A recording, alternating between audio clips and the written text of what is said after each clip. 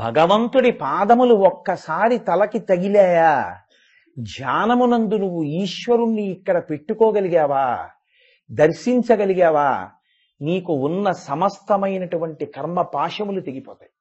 దానివల్ల ఏమైనా ఇబ్బంది వస్తుంది అనుకుంటున్నారేమో సంసారంలో. ఇబ్బంది రావక్కపోవడం సరికదా, అటువంటి మహాత్ముడు ఆ ఇంట్లో పుట్టినందుకు తర్వాత 7 తరాలు కూడా రక్షింపబడతాయి. ప్రహ్లాదుడు పుట్టినందుకు నీ వంశంలో పుట్టేవాళ్ళు ఎంత తప్పు చేసినా నీ చెనకనన్నాడు శ్రీ మహావిష్ణువు. అందుకే ప్రహ్లాదుడి మనవడైనటువంటి బలిచక్రవర్తి అంత అహంకారంతో ప్రవర్తించినా చేయి చాపి దానం పట్టాడు తప్ప బలిచక్రవర్తిని మాత్రం చెనకలేదు. ప్రహ్లాదుడికి ఇచ్చిన మాట చేసి ఉన్నాను. శంకర భగవత్పాదులు అంటారు, భవ భయ ఖేద చిదే వందే అంటారు. వందే అంటే నమస్కరించుతున్నాను. నమస్కారం అనేటటువంటిది అత్యంత ప్రముఖమైనటువంటి స్థానాన్ని పొంది ఉంటుంది సనాతన ధర్మంలో. ఈ నమస్కారం అనేక రకాలుగా చేస్తారు. దీనికి ఒక్కొక్క పద్ధతి ఒక్కొక్కలా ఉంటుంది. ఒక్కొక్క దాని యందు గౌరవము ఒక్కొక్కలా ఆవిష్కరింపబడుతుంది. సాధారణంగా చేసే నమస్కారం 2 అరచేతులు కలిపి ఇలాగా తలని ఇలా తాటించి చేసేటటువంటిది నమస్కారం.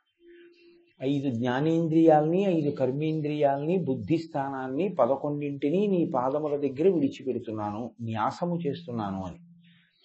సాష్టాంగ నమస్కారం అని ఉంటుంది. భూమి మీద పడి పురుషుడు కొన్ని అవయవములు తగిలేటట్టుగా శరీరములోని కొన్ని భాగములు, తల, కళ్ళు, చెవులు, గడ్డము, వక్షస్థలము, కాళ్ళు మొదలైనవి తగిలేటట్టుగా ఈశ్వరుడు ముందు చేసేటటువంటి నమస్కారం సాష్టాంగ నమస్కారం. ప్రణిపాతము అని ఉంటుంది. ప్రణిపాతము అంటే స్వర్ణదండం పడిపోయినట్టు నేల మీద పడిపోవడం. అభివాదము అని ఉంటుంది. అభివాదము అంటే తనని పరిచయం చేసుకుని తర్వాత నమస్కారం చేయడం. ముందు నమస్కారం చేసి ప్రవర చెప్పి నమస్కారం చేస్తారు. అప్పుడు ముందు ప్రవర చెప్పడం పూర్తయిపోయిన తర్వాత అహంభో అభివాదయే అని అప్పుడు నమస్కారం చేస్తారు. అది అభివాదము అంటారు. ఈ నమస్కారానికి ప్రధానమైనటువంటి లక్షణం ఒకటి ఉంది. సాధారణంగా ఈశ్వరుడి దగ్గర ఏం చేస్తామంటే సాధ్యమైనంత వరకు నేల మీద పడే నమస్కారం. అంటే ఇంకా ఎంత పడాలో అంతా పడిపోయాను, ఇక పడ్డానికి ఏం లేదు, అంత పడిపోయానని చెప్పడానికి నేల మీద పడ్డాం. ఇప్పుడు మీరు పడిపోయి ఉంటే మిమ్మల్ని ఉద్ధరించేవాడు ఏం చేయాలి? మిమ్మల్ని పైకి లేపేవాడు తాను వంగితే కదా లేపుతాడు. తాను వంగవలసిన అవసరం ఏమిటి? కారుణ్యం అంతే. నీకు నన్ను పైకి లేపడానికి నాకు ఉన్నటువంటి అధికారం ఏమీ లేదు, నేను అన్నీ తప్పులు చేసిన వాడని. మరి నువ్వెందుకు వంగాలి? కేవలము నా బాధని చూసి, నేను పొందుతున్న పరితాపమును చూసి, నేను ఎంత కింద పడిపోయానో చెప్పాను కాబట్టి నువ్వు దయతలచి వంగాలి. లేకపోతే నువ్వు వంగవలసిన అవసరం నీకు లేదు.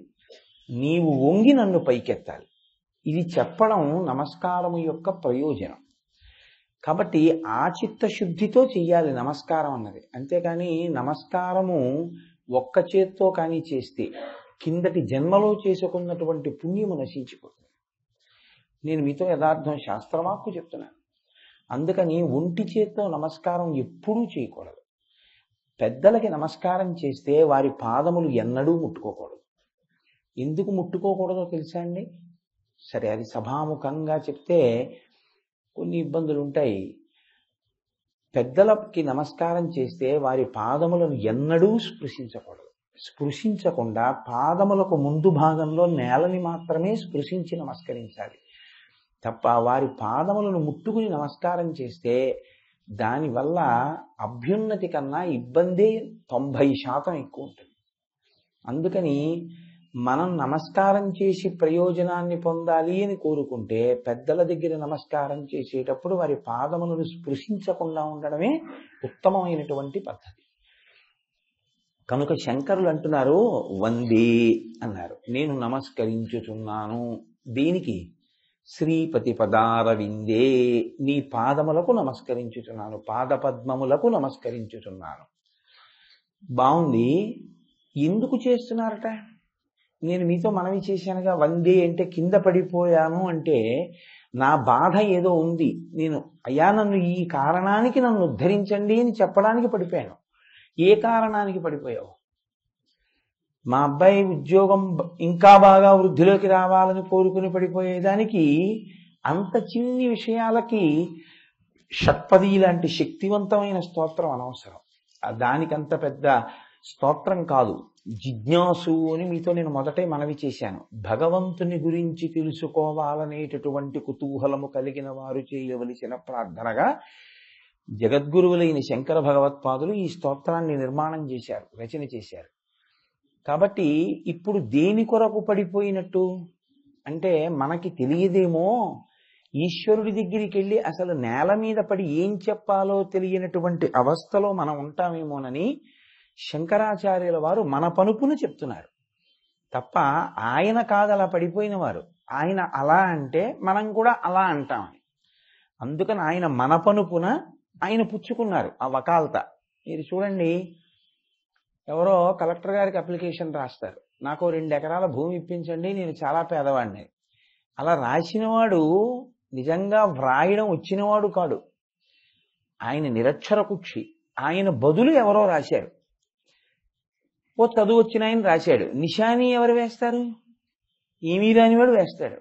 ఇప్పుడు అప్లికేషన్ చాలా బాగుందనుకోండి, కష్టాలు బాగా వర్ణించారనుకోండి, చాలా బాగా వ్రాసాడయా ఈ అప్లికేషన్ రాసిన ఆయన, ఎక్కడున్నాడో వెతికి పట్టండి, ఆయనకి ఇద్దాం భూమి అంటారా కలెక్టర్ గారు? నిశాని ఎవరు వేశారో వాళ్ళకి ఇస్తారా? నిశాని వేసిన వాళ్ళకి ఇస్తారు.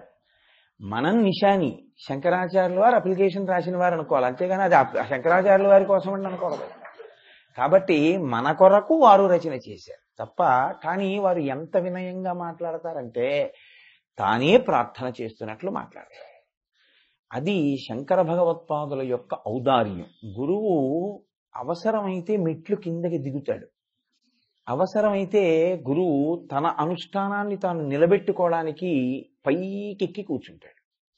ఈ పైకి కిందకి దిగడం గురువుకి రావాలి, రాకపోతే తన కింద ఉన్న వాళ్ళని ఉద్ధరించలేడు. ఎందుకంటే మీరు చూడండి, గురువు కానీ ఈశ్వరుడు కానీ దేని వలన అవసరము అంటే అజ్ఞానము చేత దోషము చేత అవసరం అవుతాడు.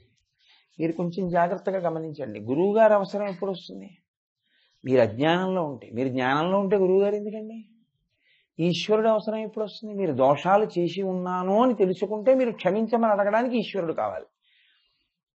అజ్ఞానంలో ఉన్నవాడి జోలికి నేనెందుకు ఎడతానని గురువు గారును, దోషం చేసిన వాడిని నేనెందుకు ఉద్ధరిస్తానని ఈశ్వరుడు అన్నాడు అనుకోండి, అసలు వాళ్ళు ఇద్దరు అక్కర్లేదు కదా, వాళ్ళ ప్రయోజనం ఏమిటి ఇంకా? కాబట్టి గురువు గారు ఈశ్వరుడు ఇద్దరూ ఎప్పుడూ ఒకటి దృష్టిలో పెట్టుకుని ఉంటారు. ఏది దృష్టిలో పెట్టుకుని ఉంటారు? అజ్ఞానమునందున్న వారిని ఉద్ధరించడం ప్రయోజనంగా ఉంటారు. కాబట్టి మనం అజ్ఞానంలో ఉన్నామని మనని నిందిస్తే ఏమొస్తుంది? మనని ఉద్ధరించే ప్రయత్నం చేయాలి. అందుకు కదా గురువుగారు. గురువుగారు శరీరంతో ఉండొచ్చు, ఆయన శరీరాన్ని వదిలిపెట్టేయచ్చు. ఆయన శరీరాన్ని విడిచిపెట్టినా ఆయన వాంగ్మయం మనల్ని ఉద్ధరించారు. ఆయన నోటి వెంట ఒకనాడు వచ్చినటువంటి మాట మనని ఉద్ధరించారు. మీరు ఒక కలశపాత్ర అక్కడ పెట్టారనుకోండి, అందులో ఉన్నటువంటి నీరు ఈశ్వరార్చనకు ఉపయుక్తము కావాలి అంటే ఏం చేస్తారు? మా నూతిలో నీళ్ళండి, మా పంపులో నీళ్ళండి అంటే పనికిరావు అవి. గంగేతి యమునే చైవ గోదావరి సరస్వతి నర్మదే సింధు కావేర్యౌ జలేస్మిన్ సన్నిధిం కురు. మీరు మంత్రము చేత నదుల యొక్క శక్తిని ఆ నీటి యందు ఆవాహన చెయ్యాలి. ఇప్పుడు అది కలశపాత్ర అవుతుంది. ఇప్పుడు ఈ కలశలో నీరు ఈశ్వరుణ్ణి అర్చించడానికి ఉపయుక్తం అవుతుంది. అంతేకాని ఆ మంత్రం వదిలేసి మీరు ఆ నీళ్లు వాడారనుకోండి, అప్పుడు ఆ నీటికి అంత పూజనీయత ఉన్నదా అన్నది ప్రశ్నార్థకమే. మీరు ఇదే గంగ దగ్గరికి వెళ్ళి నిలబడ్డారనుకోండి, గంగ దగ్గరికి వెళ్ళి గంగలో నీళ్లే తీస్తుంటే గంగే యమునే చైవ గోదావరి సరస్వతి నర్మదే సింధు కావేర్యౌ జలేస్మిన్ సన్నిధిం కురు అంటారా? అనక్కర్లేదు. గంగ నీళ్ళ దగ్గరికి వెళ్ళి మళ్ళీ గంగే యమునే చైవ ఏమిటి? జగద్గురువుల వాక్కులు ఎలా ఉంటాయంటే అవి సహజ సిద్ధమైన గంగ, దానికి ఇంకా ఆవాహనలు విసర్జనలు ఉండవు. జగద్గురువుల వాక్కు అంటే అది మీ నోటిలోకి వచ్చిందనుకోండి, మీరు పలికితే మీరు పునీతులైపోయినట్టే. దానికి ఇంకా మీరు కొత్తగా కలిపేది తీసేది మీకేం ఉండదు. ఇది జగద్గురువుల యొక్క రచనలో ఉండేటటువంటి ఔదార్యం. కనుక ఇప్పుడు ఆయన అంటున్నారు వందే నమస్కరించుచున్నాను. ఎవరి పనుపున? ఒకరి పనుపున కాదు, మనందరము కూడా ఆ మాట అంటే నోటితో అనడం కాదు, దాని భావార్థమును గుర్తెరిగి ఎందుకు మనం నమస్కరిస్తున్నాము అన్నదాన్ని విచారణ చేసి నమస్కరించాలి. ఎందుకు నమస్కరించాలి? కృతజ్ఞతాభావముతో జీవించు అని వేదం చెప్తోంది. నీకు సర్వ సుఖములను బాహ్యమునందు ఈశ్వరుడు కల్పించాడు. ఆ సుఖములను అనుభవించడానికి జ్ఞానేంద్రియములకు శక్తి ఈశ్వరుడు ఇచ్చాడు. మీరు ఈ రెండు మాటలు పట్టుకున్నారో లేదో నేను చెప్పినవి. మీరు అనుభవిస్తున్న సుఖములు ఏమున్నాయో వాటిని ఈశ్వరుడు బాహ్యమునందు సృష్టించాడు అన్నాను నేను. శబ్దము మీరు నేను సృష్టించలేదు. ఒక వీణ తీగ మోగితే ఇలా మోగాలి అని, ఒక కోయిల కూస్తే ఇలా కుయ్యాలని, ఒక జలపాతం పడితే ఇలా అందంగా ఉండాలని, ఒక చామంతి పువ్వు పూస్తే ఇంత చిన్న చిన్న రేకులు అన్ని వరుసలుగా అంత అందంగా పేర్చాలని, వేటిని మీరు సృష్టించలేదు. ఏ చామంతి పువ్వులో పూరేకులు మీరు పేర్చలేదు. ఏ కోయిలకి పాట మీరు నేర్పలేదు. ఏ పర్వతం మించి పడేటటువంటి జలపాతపు ఝిరిని మీరు నిర్మించలేదు.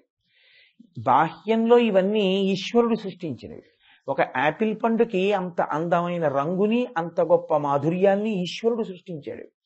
ఒక మామిడి పండులో ప్రారంభంలో మామిడి పిందెగా ఉన్నప్పుడు వగరు, పండైనప్పుడు తీపిగా మారిపోగలిగినటువంటి శక్తిని ఈశ్వరుడు ఇచ్చాడు.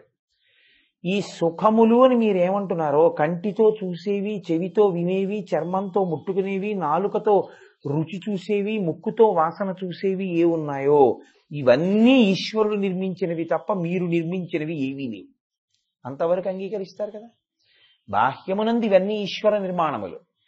వీటిని అనుభవించడానికి శరీరంలో పెట్టిన జ్ఞానేంద్రియాలకి శక్తి ఈశ్వరుడు పెట్టింది. నా కంటికి చూసే శక్తిని నేను పెట్టుకోలేదు. నేను ఎక్కడా ఏం చలానా కట్టి నా రెండు కళ్ళకి చూసే శక్తిని నేను తెచ్చుకోలేదు. నా చెవులకి వినే శక్తిని నేను తెచ్చుకోలేదు. నా చెవులకు వినే శక్తి నేను తెచ్చుకున్నవాడనైతే లోకంలో చెవిటివాడన్నవాడు ఉండకూడదు. కాబట్టి చెవిటివాడు ఉన్నాడు అంటే ఈశ్వరుడు అన్నవాడు ఒకడున్నాడు. చెవినిచ్చి వినగలిగిన శక్తిని వాడు తీసేశాడు. ఈ చర్మానికి స్పర్శ తెలుసుకునే శక్తిని ఈశ్వరుడు ఇచ్చాడు. ఇచ్చాడు కాబట్టి ఈ కంటితో జలపాతాన్ని చూస్తున్నాను. ఇచ్చాడు కాబట్టి ఈ చెవితో కోయిల పాట విన్నాను. ఇచ్చాడు కాబట్టి ఈ చర్మంతో నా కొడుకుని ముట్టుకుని పుత్రగాత్ర పరిష్వంగము చేత ఆనందించాను. ఇచ్చాడు కాబట్టి నాలుక మీద పటికి బెల్లం పెట్టుకుని తీయగా ఉందని సంతోషించాను. బయట జలపాతాన్ని నేను సృష్టించలేదు. దాన్ని చూసి సంతోషించడానికి కంటిలో శక్తిని నేను పెట్టుకోలేదు. నేను చూసినవి, నేను విన్నవి, నేను రుచి చూసినవి అన్నీ ఈశ్వర నిర్మితములు, ఈశ్వరానుగ్రహములు, అనుభవైక విద్యమునందు. ఇప్పుడు ఇవన్నీ ఎవరికి చెప్పి మీరు అనుభవించాలంటోంది శాస్త్రం? మీ కొరకే ఈశ్వరుడు ఇచ్చాడు. అందుకే కదా ఇవన్నీ ఇచ్చాడు. కానీ కృతజ్ఞత అనొక మాట ఉందిగా. ఈ కృతజ్ఞతకు పూజ అని పేరు, ఈ కృతజ్ఞతకు నివేదన అని పేరు. అందుకని ఈశ్వరుడు చూడడానికి కన్నిచ్చాడు కాబట్టి దీపం పెడతాం, పంచోపచారములని చేస్తాం ఈశ్వరుడికి. ఇవి ఎందుకు చేస్తామంటే, అయ్యా నాకు ఈ శబ్ద స్పర్శ రస రూప గంధములు పొందేటటువంటి అదృష్టాన్ని ఇచ్చావు కాబట్టి నీకు గంధ ధూప దీప నైవేద్యాదులనేటటువంటి 5 రకములైనటువంటి గంధ పుష్ప ధూప దీప నైవేద్యములు 5 రకాలైన ఉపచారాల్ని చేసి తీరాలి ఈశ్వరుడికి. ఎందుకు? ఈ 5 ఇచ్చినందుకు 5 రకాలుగా కృతజ్ఞత చెప్తాం. ఒక్క ఉదాహరణ చెప్తాను. దీపం ఎందుకు పెడతాం? ఈ కన్ను నాకు ఇచ్చావు కాబట్టి ఎన్నో చూస్తున్నాను, కానీ కన్ను బడలిపోతోంది రాత్రికి. మళ్ళీ నేను నిద్రపోతే తెల్లవారేటప్పటికి కంటిలో శక్తి నింపినవాడెవరు? ఈశ్వరుడు. ఆయనకి కృతజ్ఞత దీపం పెట్టడం తప్ప ఆయనకి వెలుతురు లేదని కాదు. ఈశ్వర, ఈ వెలుగునిచ్చిన నీకు వెలుగుతో కృతజ్ఞత చెప్తున్నాను. ఈ కృతజ్ఞతాభావముతో అనుభవించిన వాడెవడో వాడు ధన్యుడు. మనం అలా అన్నీ ఆయన పట్ల కృతజ్ఞతతోనే అనుభవిస్తున్నామా? నాది నేను అని అనుభవిస్తున్నాం కదండి. మీరేమో నాకు తెలియదు, నేను మాత్రం నాది నేను, నేను నాది, నా అంతవాణ్ణి నేను, నాది. ఈ కన్ను నాది, నేను చూశాను. ఈ ఏడుకొండల వాడిని 3 మాటలు దర్శనం చేశానండి అంటాడు. నువ్వెవరు దర్శనం చేయడానికి? వాడు 3 మాటలు దర్శనం ఇచ్చాడండి అనాలి. నాలిక ఆయన ఇచ్చినందుకు తప్పు మాట కాదా? హనుమంతటి వారికి సీతమ్మ దర్శనం కాల. నమోస్తు రామాయ సలక్ష్మణాయ దివ్యై చ తస్యై జనకాత్మజాయై అంటే తప్ప. ఈశ్వరుడు అనుగ్రహించి నీకు దర్శనం ఇచ్చాడా? నువ్వు ఈశ్వరుణ్ణి దర్శనం చేశావా? నా యందు కృప చేసి వెంకటరమణుడు 3 మార్లు దర్శనం ఇచ్చాడండి అనాలి. మనం ఏమంటాం? 3 మార్లు దర్శనం చేశానండి అంటాం. ఆ కొండ కుక్క నువ్వు 3 మాటలు చూడడానికి. వాచికమైన దోషము కృతజ్ఞతా భావము, దీని చేత పతితమవడము అంటారంటే కృతజ్ఞతతో అనుభవిస్తూ ఉంటాం. ఈ కృతజ్ఞతకు పాపమని పేరు. ఈశ్వరునిది ఈశ్వరునికి చెప్పకుండా నాదని అనుభవించుట. నాది అని ఎవరంటారు? మనస్సు అంటారు.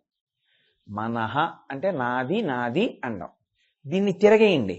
నమః నమః, నాది కాదు నాది కాదని.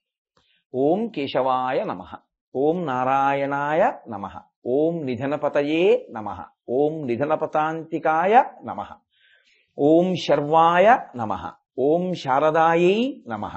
ఓం అంటే అకార ఉకార మకారములతో మీకు ఈశ్వరుడికి ఉన్న సంబంధాన్ని చెప్పి ఒక నామంతో భగవంతుణ్ణి పిలిచి ఈశ్వర ఇది నీది కాని నాది కాదు అని చెప్పడం నమః. మనః బంధిస్తుంది, నమః విడుదల చేస్తుంది.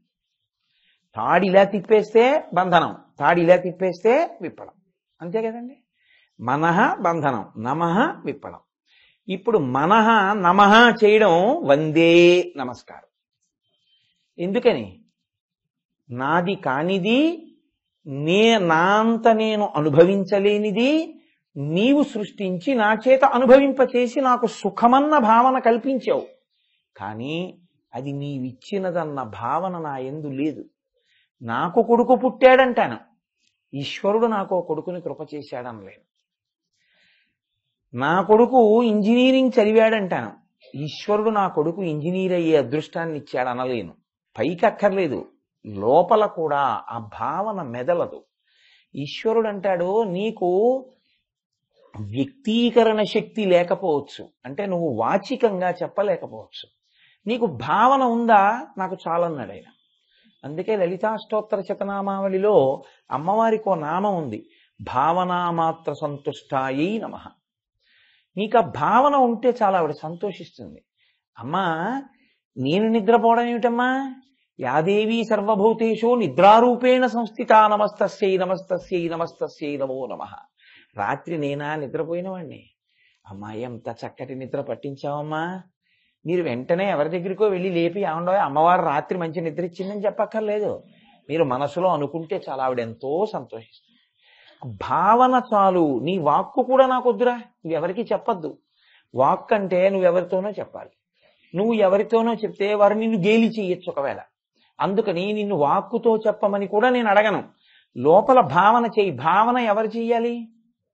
మనస్సు చెయ్యాలి. సంకల్ప వికల్పములు ఎవరివి? మనస్సువి. మనసు ఎలా భావన చేస్తుంది? ఈశ్వరుడిదని చేయదు, నాదని చేస్తుంది. నేను పడుకున్నానంటుంది. కృతజ్ఞత కాదా? ఇన్ని తప్పులు చేశావే, అజ్ఞానినా మయా దోషాన్ అశేషాన్ విహితాన్ హరే క్షమస్వత్వం క్షమస్వత్వం శేషశైల శిఖామణి. ఇది నమః. వందే నమస్కరిస్తున్నాను. నువ్వేం చేయాలి? నాకున్నటువంటి పెద్ద భయాన్ని ఒకదాన్ని తీసేయాలి. ఇప్పుడు ఎందుకు నమస్కరిస్తున్నాను? నువ్వేం చెయ్యాలి నాకు? అసలు ఈశ్వరుడు మనకేం చెయ్యాలని అడగాలో మనకేమీ రాదు. మనం ఎన్నాళ్ళు అడిగినా ఏమడుగుతామంటే లౌకికమైనటువంటి కోరికలు ఒక్కటే మనం కోరగలం. మనుష్యుడు మాత్రమే కోరగలిగిన కోరిక ఒకటి ఉన్నది, అది మనం అడగాలి ఈశ్వరుణ్ణి అని మనకు అసలు స్ఫురణలోకి కూడా రాదు. కారణమేమి? మనసు అటువంటి వ్యగ్రతకి అలవాటు పడిపోయింది, అటువంటి అనుభవానికి అలవాటు పడిపోయింది. అందుకని వెనక్కి వెళ్ళి ఆలోచన చేసేటటువంటి ప్రయత్నం చేయదు. నా అంతవాడను నేనన్న మాట చెప్పడం దానికి అలవాటైంది. అందుకని శంకరులు మన పనుపున ఆయన చెప్తున్నారు ఏం చెప్పాలో మనం. భవ భయ ఖేద చిదే వందే వందే నమస్కరించాను. ఏం తీసేస్తావు? భవ భయ ఖేద. 3 మాటలు వాడారు ఆయన. నేను మీతో మనవి చేశాను కదా, శంకరాచార్యుల వారు ఒక మాట వాడారు అంటే దానికి మీరు ప్రత్యామ్నాయాన్ని తీసుకురాలేరు. భవ అంటే ఏమిటో తెలుసా అండి? పుట్టినది అని అర్థం. శరవణ భవ అన్నాను అనుకోండి, శరవణ తటాకము నుండి పుట్టినవాడు. జలజ భవ అన్నాను అనుకోండి, జలం అంటే నీరు, జ అంటే నీటిలోంచి పుట్టింది తామర పువ్వు. జలజ భవ నీటిలోంచి పుట్టిన తామర పువ్వులోంచి పుట్టినవాడు బ్రహ్మగారు. ఇప్పుడు భవ అన్నది పరమశివుడికి నామం. భవాయ దేవాయ నమః. పరమశివుడి విషయంలో అదో గమ్మత్తు. ఆయన్ని పూజ చేయడానికి, ఆయన కుటుంబ సభ్యుల్ని పూజ చేయడానికి మంత్రాలు అక్కర్లేదు. 8 నామాలు వస్తే చాలు, పూజ అంతా అయిపోతుంది. భవాయ దేవాయ నమః, శర్వాయ దేవాయ నమః, ఈశానాయ దేవాయ నమః, పశుపతే దేవాయ నమః, శర్వాయ దేవాయ నమః, ఉగ్రాయ దేవాయ నమః, భీమాయ దేవాయ నమః, మహతే దేవాయ నమః. మళ్ళీ మొదటికి వచ్చేయడం. భవస్య దేవస్య పత్నై నమః, సర్వస్య దేవస్య పత్నై నమః. ఇప్పుడేమైంది? పార్వతీదేవి అయిపోయింది. అయిపోయిన తర్వాత భవస్య దేవస్య పుత్రై నమః. ఏమైంది? గణపతి సుబ్రహ్మణ్యుడు అయిపోయారు. అదొక్కటి వస్తే శివ కుటుంబానికి పూజ అయిపోతుంది. ఆ 8 నామాలతో చెయ్యి, నీ పూజ అయిపోయింది అన్నారు పెద్దవాళ్ళు. అంటే అన్ని వేళలా కాదు సుమండి, ఖాళీ లేకపోతే. శ్రీరామ రామ రామేతి రమే రామే మనోరమే సహస్రనామ తత్తుల్యం రామనామ వరాననే ఇప్పుడు విష్ణు సహస్రం చదవడానికి టైం లేకపోతే, టైం ఉండి చెప్తానండి అలా అనకూడదు. అప్పుడు మళ్ళీ అఘాయిత్య పాండిత్యం అయిపోయి కూర్చుంటుంది, లేదా మెట్ట వేదాంతం అవుతుంది. కాబట్టి ఇప్పుడు భవ అన్నారు శంకరాచార్యుల వారు. భవ అంటే పుట్టినది, భవుడు అంటే పుట్టించువాడు. ఇప్పుడు భవ అంటే పుట్టింది. పుట్టింది అంటే దానికి అంతం కూడా ఉందా? కొంచెం జాగ్రత్తగా ఆలోచించండి. నేను అన్నమాట ఇది పుట్టింది అన్నాను అంటే పుట్టక ముందు అది ఉందా? లేదు. పుట్టిందంటే అది ఎప్పుడూ ఉంటుందా? ఉండదు. ఏది ఎప్పుడూ ఉంటుంది? మీకు తెలియకుండా పుట్టింది అని గుర్తు. స్వయంభూ అయితే అది స్వయంభూ. ఎప్పుడు పుట్టిందో నాకు తెలియదంటే స్వయంభూ, తనంత తాను ఎప్పుడో వచ్చింది. పుట్టిందన్నాను అనుకోండి, మీకు తెలియకపోవచ్చు, కానీ దానికో జనన సమయం ఉంది, అది పుట్టడానికో సమయం ఉంది. అది పుట్టడానికో సమయం ఉంటే అది పోవడం కూడా ఖాయమేనా? ఖచ్చితంగా పోతుందా లేదా? అది అంటే శంకరాచార్యుల వారు మీకు ఒక అభయాన్ని ఇస్తున్నారు ఇందులో జగద్గురువులుగా. భవ అంటే సంసారము, సంసారము అంటే ఎడతెరిపి లేని ప్రవాహము. దీని నుంచి నువ్వు ఒడ్డున నించోగలవు, నువ్వెప్పుడూ అందులో కొట్టుకుపోవక్కర్లేదు. భవ అంటే మొదలుంది కాబట్టి చివరుంది, దాని ఒడ్డున నువ్వు నించోగలవు, దాంట్లోంచి బయట పడగలవు. బయట పడలేకపోవడానికి కారణం ఏమిటి? అది బాగుందనుకుని నువ్వు అందులో ఉండిపోయావు. చాలా బాగుందండి నాకు సంసారం అనుకుని ఉండిపోయావు. పైకి అలా అంటారు కానీ చాలా సంతోషం ఆ సంసారం కదా. నాకెంత సంతోషం నా సంసారం. శంకరులు అంటున్నారు నీకు అందులో ఏమొచ్చింది? భయ. సంసారమునందు ఉండేది ఏమిటంటే ఎప్పుడూ భయమే. అందుకే మన వాళ్ళు 2 మాటలు పడతారు, యోగం క్షేమం. ఇప్పుడంటే SMS సెల్ ఫోన్లు వచ్చాయి. పూర్వం ఉత్తరాలే కదండి. ఉత్తరం రాస్తే ముందేం రాస్తారు పైన? క్షేమం అని. ఎందుకని అంటే అందుకున్నవాడు ఇదేంటి అనుకోకుండా ఉత్తరం వచ్చింది అంటే ఉండవలసినవన్నీ ఉండకుండా ఏదైనా జారిపోయిందా అని వాడు ఆందోళన పడకుండా పైన క్షేమం అంటే నీకు ఏవేవి మా ఇంట్లో ఉన్నాయని తెలుసు అవన్నీ ఉన్నాయి, కంగారు పడకుండా చదువు. యోగం అంటే నీకింతకు ముందు మా ఇంట్లో ఏమున్నాయని తెలుసో దానికి కొత్తగా ఒకటి కలిసింది. వాహన యోగం, కొత్తగా నాకు ఒక కారు వచ్చింది. పుత్ర యోగం, నాకు ఒక కొడుకు పుట్టాడు. పుత్రికా యోగం, నాకు ఒక కూతురు పుట్టింది. భార్యా యోగం, నాకు పెళ్ళయింది. యోగం కలియడం ఏ దృష్టిలో? నేననేది ఏదో ఇంద్రియ నిగ్రహమును పతంజలి యోగశాస్త్ర దృష్టిలో మాట్లాడటం లేదు, లౌకికమైనటువంటి ప్రయోజనాన్ని సాధించుకునేటటువంటి మార్గంలో మాట్లాడుతున్నాను. కాబట్టి యోగం క్షేమం ఈ 2 ఎప్పుడూ మనం కోరుతాం. ఇది బాగా పట్టుకోవాల్సి ఉంటుంది ఆ మాట. ఎప్పుడూ కొత్తది కలవాలని కోరిక, క్షేమం ఉన్నదుండాలని కోరిక కదండి. మన దగ్గర ఏమున్నాయో అందులో కొన్ని పోతే బాగుండు అంటారేంటి ఎవరన్నా? అంటారు కదా. తాను అనుకోడు, తన ఇంట్లో వాళ్ళ విషయంలోనూ అనడం. ఒక్కొక్కసారి అంటాడు. ఎప్పుడు? ఒకే ఒక్క కారణానికి అంటాడు. సుందరకాండలో సీతమ్మ తల్లి తీర్పు చెప్తుంది ఈ విషయాన్ని. ఎవడి మలమూత్రములను విసర్జించుకుని శక్తి వాడికి పోతే వాడి దగ్గర వచ్చి పరిచర్య చేసేది భార్య అయినా కొన్నాళ్లు చూసి అబ్బా ఇంత కష్టపడే కన్నా అంటుంది. ఆ శక్తి ఎవరిచ్చింది? ఈశ్వరుడు ఇచ్చింది. అదొక్కటి గుర్తు పెట్టుకుంటే ఎంత జాగ్రత్తగా ఉండాలో అర్థం. అదొకటి ఈశ్వరుడు తీసేసాడు అనుకోండి, అయిపోయిందే మన బతుకు. ఆయనది ఇచ్చాడు కాబట్టి ఈ గౌరవంతో బతుకుతున్నాం. కాబట్టి యోగం క్షేమం ఈ రెండు ఎప్పుడూ మనిషి కోరుతాడు. ఈ రెండు బలమైన కోర్కెలు కాబట్టి దాని పక్కనే భయం నీడ పుడుతుంది. ఎందుకని? యోగం కలవాలనుకున్నది కలవదేమో. కొడుక్కి పెళ్ళవలేదు, నీకెందుకు బెంగ? అంటే అలా అంటారేంటండి, వాడికి 30 ఏళ్ళు వచ్చాయి, ఈ పాటి వాడు పెళ్లి చేసుకుని కోడల్ని తేవద్దు. కోడలు రాలేదు ఇంకా, వాడికి వయసు వచ్చింది బెంగ. ఇంకోళ్ళకి మా అబ్బాయికి పెళ్ళై 4 ఏళ్ళు అయింది, ఇప్పటిదాకా పిల్లలు లేరండి బెంగ. యోగం కలవలేదు, మనవడొచ్చి కలవలేదు ఇంకాను బెంగ. ఏమిటో ఇన్నాళ్ళయింది కానండి ఒక్క సొంత గూడు లేదు, కలవలేదు సొంత గూడు బెంగ.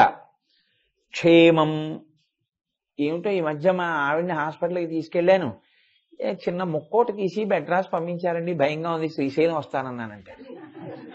ఎందుకని? క్షేమం ఉన్నది జారిపోతుందన్న బెంగ. నీకు నిరంతరం ఈ రెండిటి చేత భయంగానే ఉంటుంది సంసారంలో. ఎందుకంటే మనసు వీటి యందు మమేకమై ఉన్నది. ఇప్పుడు నేను పైన ఒక విడిదిలో ఉన్నాను, వచ్చేస్తానా? ఖచ్చితంగా చెప్తాను ఓ మాట, గోపాలకృష్ణ గారు తాళం వేసిరండి అంటాను. ఎందుకని? అందులో ఉన్నవి ఏం లేవు, పంచెలు లాల్చీలు ఉన్నాయి, అయినా తాళం వేసిరండి అంటుంటాను. ఎందుకని? క్షేమం ఉన్నదేమో ఊడిపోతుందేమో అని బెంగ కదండి. అందుకని క్షేమం అన్నది ఎక్కడుందో అక్కడ భయమే.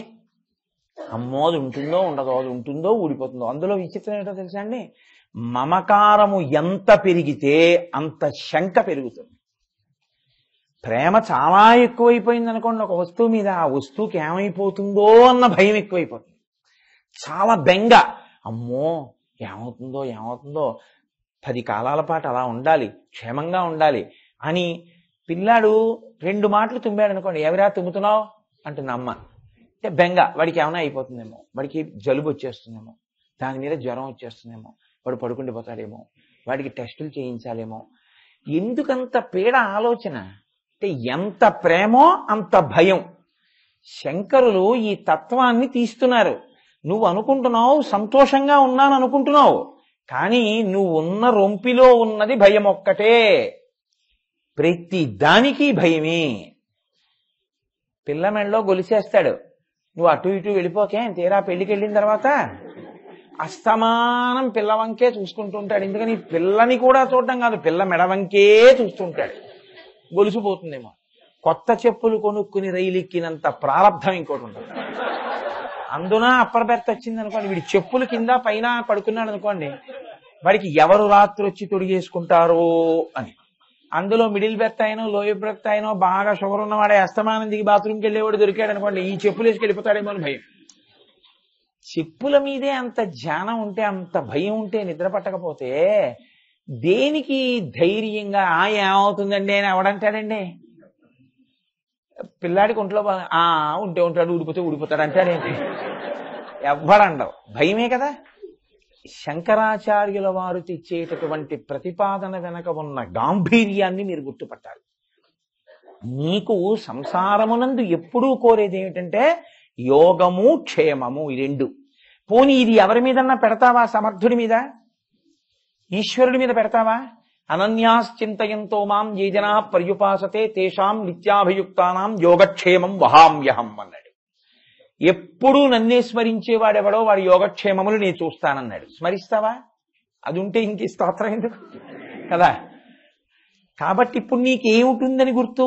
భయమే ఉంది. అంగీకరించినా అంగీకరించకపోయినా అది సత్యం. అవునా కాదా అండి? భయమే. కాబట్టి భవభయ ఈశ్వర, ఈ సంసారమునందు భయము ఉన్నది. ఇది ఈ భయము ఏం చేస్తోందంటే నన్ను ఎప్పుడూ ఇతరమైనటువంటి విషయముల మీద దృష్టి నిలపనివ్వదు. ఇప్పుడు ఈ భవ భయ పక్కనేదొచ్చి చేరింది ఖేద. ఈ భవము వలన కలిగినటువంటి భయము వలన బాధ. అది భయం ఎప్పుడూ బాధనే ఇస్తుంది. భయం సుఖాన్ని ఇవ్వదు, భయం సంతోషాన్ని ఇవ్వదు.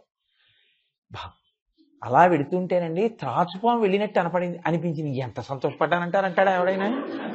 అలా త్రాచుపాము అలా వెళ్ళినట్టు అనిపిస్తే ఎంత భయపడ్డానండి అంటాడు కదా. భవ భయ ఉన్న చోట ఖేద ఉంటుంది, కానీ సుఖ ఎలా ఉంటుందండి? ఎందుకు నువ్వు ఈశ్వరుడికి నమస్కరించవలసిన అవసరం వచ్చిందో చెప్తున్నారు శంకరాచార్యులు వారు. ఇది జగద్గురువుల యొక్క గొప్పతనం. భవ భయ ఖేద. దానివల్ల మనసులో ఎప్పుడూ బాధ బాధ బాధ. బాధ అంటే ఏమిటి? మీరు చాలా జాగ్రత్తగా గమనించాలి. కొన్ని అనుభవమునకు అందుతాయి. అనుభవమునకు అందడం అంటే శరీరమునందు తెలుస్తుంది ఆ బాధ. ఓ కురుపు వేసింది అనుకోండి, ఆ కురుపు పెట్టేటటువంటి నిప్పి ఊహించగలరు. అనరాని మాట ఒకటంటే దానివల్ల కలిగేటటువంటి బాధ పూర్వం పడని వాడికి తెలుస్తుందా? తెలియదు కదా. బాధ అంటే నిరంతరము మిమ్మల్ని అదే విషయాన్ని స్మరింపచేసి ఇంకొక దాన్ని ఆలోచించకుండా నిరుత్సాహంగా చేసేసి మీరు కుందిపోయి మీకు ఏ ఆలోచన రాకుండా, మీరు బాహ్యంలో తిన్నది వంట పట్టకుండా, మీరు ఉన్నటువంటి సౌఖ్యాన్ని అనుభవించలేకుండా చెయ్యగలిగినటువంటి శక్తివంతమైన మానసిక భావనకు బాధ అని పేరు. ఒక ఉదాహరణకి, నేను ఉపన్యాసానికి మెట్లు దిగి వస్తున్నాను అనుకోండి, నన్ను ఎవరో ఒక అనకూడని మాట ఎవరో అన్నారు అనుకోండి, అంటే నాకు చాలా బాధ కలిగింది. నేను ఇప్పుడు వచ్చి వేదిక మీద కూర్చున్నాను అనుకోండి, ఇదంతా చల్లగా ఉన్నా, సాయిబాబా గారు ఇంకో 10 ఏసీలు పెట్టినా నాకు లోపల చల్లగా ఉంటుందా? గుడికిపోతూ ఉంటుంది వేడి. అరే ఎంత మాట అన్నాడురా, ఎంత మాట అన్నాడురా అంటుంటుంది. ఇది ఖేద. ఇప్పుడు బయట చల్లతనం తెలియదు, బాహ్యంలో ఉన్న సుఖాన్ని అనుభవించలేడు. నిప్పి. నిప్పి అంటే కష్టం, బాధ పొందుతూ ఉంటాడు. భయము చేత వచ్చేటటువంటిది బాధ అయితే, బాధ వలన నీకు ఈ సుఖమే తెలియకపోతే నువ్వు ఈశ్వరుడి మీద మనసు ఎలా పెడతావు? నీ మనసు కుందిపోతోంది ఒక పక్క నుంచి. ఇంకా నువ్వేమి అక్కడికి వెళ్ళి కూర్చుంటావు? నేను చూస్తూ ఉంటాను, సహస్రదీపాలంకార సేవా టికెట్ కొనుక్కుంటారు. ఏదో భార్యాభర్త ముందు కూర్చుంటారు, ఎక్కువ మంది దగ్గర ఉండకూడదంటారు. అంటే ఏదో 8 ఏళ్ల పిల్లకి 3 ఏళ్ల పిల్లాడిని ఇచ్చి అక్కడ దూరంగా నించోబెడతారు. ఈ భార్యాభర్త ఇక్కడ కూర్చుంటారు, ఈశ్వరుడు ఊయలు లూగుతూ ఉంటాడు. వీళ్ళు ఇలాగే చూస్తూ ఉంటారు. ఎందుకని? భవభయ. ఈ పిల్లలు ఇటు తప్పిపోరు కదా అని. ఖేద. వాడు కనపడలేదు అనుకోండి, అక్కడ ఎవరో ఇంకోటి కనపడి, పాప ఇక్కడ కన్నా ఇక్కడ కూర్చో, బాగా కనపడుతుందని తీసుకెళ్లి కూర్చోబెట్టాడు అనుకోండి. లేకపోతే వాడు చాక్లెట్ పెడుతున్నాడు అనుకోండి, అమ్మో ఇది చాక్లెట్ పెడుతున్నాడు, అందులో ఏం కలిపాడో పేపర్లో వచ్చిన అనేకం గుర్తొచ్చేస్తాయి. ఎదురుగుండా ఈశ్వరుడు ఉయ్యాలూగుతున్నాడు, వేదపఠనం అవుతోంది, సన్నాయి మోగిస్తున్నారు, ఇవేవైనా మీకు వినపడతాయా? మీరు అలాగే ఉంటారు. ఖేద. భవ భయ ఖేద. ఇది శంకరుల యొక్క ప్రతిపాదన. మీరు చాలా జాగ్రత్తగా పట్టుకోవాల్సి ఉంటుంది. ఇంతకన్నా నీకేమైనా ఉందా అంటే మీరు మాట అనొచ్చు నాతోటి. అలా అంటారు ఏమిటండి, మా అబ్బాయికి ఉద్యోగం వచ్చినప్పుడు నేను ఎంత సంతోషించానో తెలుసా? రిసిషన్ వచ్చినప్పుడు ఎప్పుడు తీసేస్తారో అన్న భయం కూడా ఉందా? సుఖం పక్కన దుఃఖం ఉంది. నీకు భద్రత అన్న మాట పక్కనే అభద్రత అన్నది కూడా ఉంది. భద్రత నువ్వంటే అభద్రత కూడా ఉందనే కదా గుర్తు. భయమే. ఎప్పుడు ఏదో అనుమానంతో భయంతోనే ఉంటావు. రైలు ఎక్కి పడుకుంటాడు, 2 మాటలు కీచుమంది అనుకోండి, ఎన్ని ఆలోచనలు వస్తాయో. ఏంట్రా కీచుమంటోంది, అందరూ పడుకుంటుపోయారు, వీళ్ళందరికీ నిద్ర ఏంటి, ఏమవుతుందో ఏంటో, డోర్ దగ్గరికి వెళ్ళి నిలబడితే బాగుంటుందా, ఇన్ని ఆలోచనలు వచ్చేస్తావు. భవ భయ ఖేద. నిప్పి. శంకరులు అంటున్నారు చిదే, ఇది కోశై అన్నాడు. చిదే అంటే తీసేయి, విసిరేయి, కోశై. వందే, అందుకు నమస్కారం చేస్తున్నాను. అంటే ఇప్పుడు ఇన్నింటికీ సమాధానం ఎక్కడుంది? భవ అంటే ప్రారంభం ఉంది కాబట్టి దాన్ని అంతం చేసేయాలి. అంతం చేసేయాలి అంటే ఏమండి మీ ఉద్దేశం ఏమిటి? అంతం చేసేయంటే నేను సన్యాసం తీసుకోవాలనా, లేదా నా ఇంట్లో వాళ్ళందరూ వెళ్ళిపోవాలనా? అప్పుడు మళ్ళీ భవ భయమేగా. అప్పుడు మీరు అసలు ఇది ఎలా ఒప్పుకుంటారు? చిదే అన్న మాట ఎలా ఒప్పుకుంటారు? కాదు, చిదే అన్న మాటకు అర్థం ఏమిటో తెలుసా అండి? మీరు ఎలా ఉన్నారో అలాగే ఉండి మీరు అంటుకోనితనంతో ఉండడం. దానికి ఒక్కటే ఉదాహరణ, తామరాకు మీద నీటి బొట్టు. జరిగేది కర్మానుసారంగా జరుగుతూ ఉంటుంది. నా కర్తవ్యం ఏమిటి? ఈశ్వరుణ్ణి ప్రార్థన చేస్తూ ఆయన్ని నమ్మి ఉండడం. ఆయన ఏ ఫలితాన్ని ఇచ్చినా నేను అంగీకరించడానికి సిద్ధపడి ఉండడం. నిన్ను సేవింపక నాపదల్పడమని నిత్యోత్సవం బబ్బని జనమాతృండనని సంసార మోహంబు పైకొనని జ్ఞానము కల్గని గ్రహగతుల్ కుందింపని మేలు వచ్చిన రాణి అవి నాకు భూషణములే శ్రీకాళహస్తీశ్వర. రామకృష్ణ పరమహంసకి కంఠంలో రాచపుండు పుట్టింది. ఆయన ఏమి మింగలేకపోయేవారు. వివేకానందుడు అన్నాడు, మీరు రోజు కాళికాదేవితో మాట్లాడతారు కదా, లోపలికెళ్ళి కాళికాదేవిని అమ్మా అమ్మా అన్నం తింటానమ్మా తినలేకపోతున్నానని ఒక్క మాట అడగకూడదా అన్నాడు. అంటే రామకృష్ణ పరమహంస నవ్వి, నేను అలా అడగనయ్యా అంటే ఈయనకి అర్థం కాదని అప్పటికి అర్థమయ్యే స్థితిలో లేరు వివేకానందుడు. సరే అలాగే అడిగి వస్తానని కాళికాదేవి గుళ్ళోకి వెళ్ళి బయటకు వచ్చారు. అడిగారా అన్నారు వివేకానందుడు. అడిగాను అన్నారు. ఏమంది అమ్మవారు అన్నారు. ఇన్ని నోళ్లతో తింటున్నది నువ్వు కాదా అని అడిగింది అన్నారు.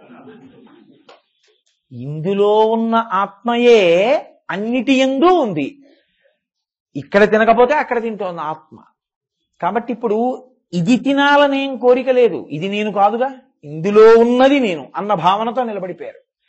ఇప్పుడు ఆ భావనతో అంటే సత్యమును తెలుసుకుని నిలబడగలిగితే అసత్యమైన వస్తువుకి జరిగేటటువంటి బాధతో నీకు తాదాత్మ్యత లేదు కదండి. ఇప్పుడు లాల్చీ ఉంది, దీని ప్రయోజనం ఎంతవరకు? ఇక్కడికి వచ్చి ఉపన్యాసం చెప్పి ఇంటికి వెళ్ళిపోయిన తర్వాత నేను రూమ్లోకి వెళ్ళాక దీన్ని తీసేసి హ్యాంగర్కో దేనికో పెట్టేస్తాను. అలాగే సంసారమునందున్నటువంటి వాడికి భయము ఖేదము ఎప్పటి వరకు? దానితో తాదాత్మ్యత పొంది ఉన్నంతసేపు మాత్రమే. దానితో తాదాత్మ్యత లేదు, తాను సాక్షిగా మాత్రమే ఉన్నాడు. సంసారమునందే ఉన్నాడు కానీ సాక్షి మాత్రంగా ఉంటాడు. సంతోషిస్తూ ఉంటాడు. సంతోషించడం అంటే అన్నీ ఈశ్వర ప్రసాదంగా అనుభవిస్తాడు. కష్టం వచ్చిందనుకోండి, దాన్ని కూడా ఈశ్వర ప్రసాదంగానే అనుభవిస్తాడు. ఇది చాలా చమత్కారంగా ఉంటుంది పైకి బాహ్యంలో వినడానికి, కానీ ఆ స్థితిని పొందినటువంటి మహాపురుషులు కదలనటువంటి స్థితిని పొందుతారు. రామకృష్ణ పరమహంస ఒక మాట చెప్తుండేవారు. ఒక రైతుకి ఒక్కడే కొడుకు. ఆ రైతు కొడుకు చనిపోయాడు రోజున. ఆ రైతు మర్నాడు పొలానికి వెళ్ళిపోతున్నాడు. వెళ్ళిపోతుంటే భార్య ఏంది, నువ్వు అసలు మనిషివేనా అంది. ఏమన్నాడు? కొడుకు చనిపోయాడు నిన్న, ఒక్కసారి ఏడవలేదు, వెళ్ళిపోతున్నావు పొలానికి, నీకు బాధ లేదా అంది. అంటే ఆయన అన్నాడు, నాకు నిన్న రాత్రి కల వచ్చింది, అందులో నీ చక్రవర్తిని, 10 మంది కొడుకులు ఉన్నారు నాకు, 10 మందికి రాజ్యాన్ని పంచి ఇచ్చాను. నేను తెల్లవారుజామున నిద్ర తెలివచ్చి కన్ను విప్పేటప్పటికి నా రాజ్యం పోయింది, 10 మంది పిల్లలు పోయారు. దానికి ఏడవనా, ఇక్కడ పగటిపూట పోయిన ఒక కొడుక్కి ఏడవనా అని అడిగాడు. కలలోని వైభవాన్ని ఇక్కడి వైభవాన్ని ఒక్కటిగానే చూశాడు. అటువంటి జ్ఞానికి ఇంకా ద్వంద్వములేవి, ఇంకా కుందడమేది లేదు. ఆయన సుఖదుఖాతీతుడు. కాలమునందు వచ్చేటటువంటి వాటికి ఆయన సాక్షిగా ఉంటాడు. ఎప్పుడూ ఈశ్వరుడితో రమిస్తూ ఉంటాడు. ఆ స్థితి ఎవరు పొందగలరు? ఒక్క మనుష్య ప్రాణి పొందగలరు. కాబట్టి భవ భయ ఖేద చిదే వందే. ఈశ్వరా, నన్ను ఎటువంటి స్థితికి పైకెత్తమని నేను అడుగుతున్నానో తెలుసా? భవము అంటే పుట్టినది ఆగిపోవాలి, అంటే లోపల పుట్టింది సంసారం అన్నది.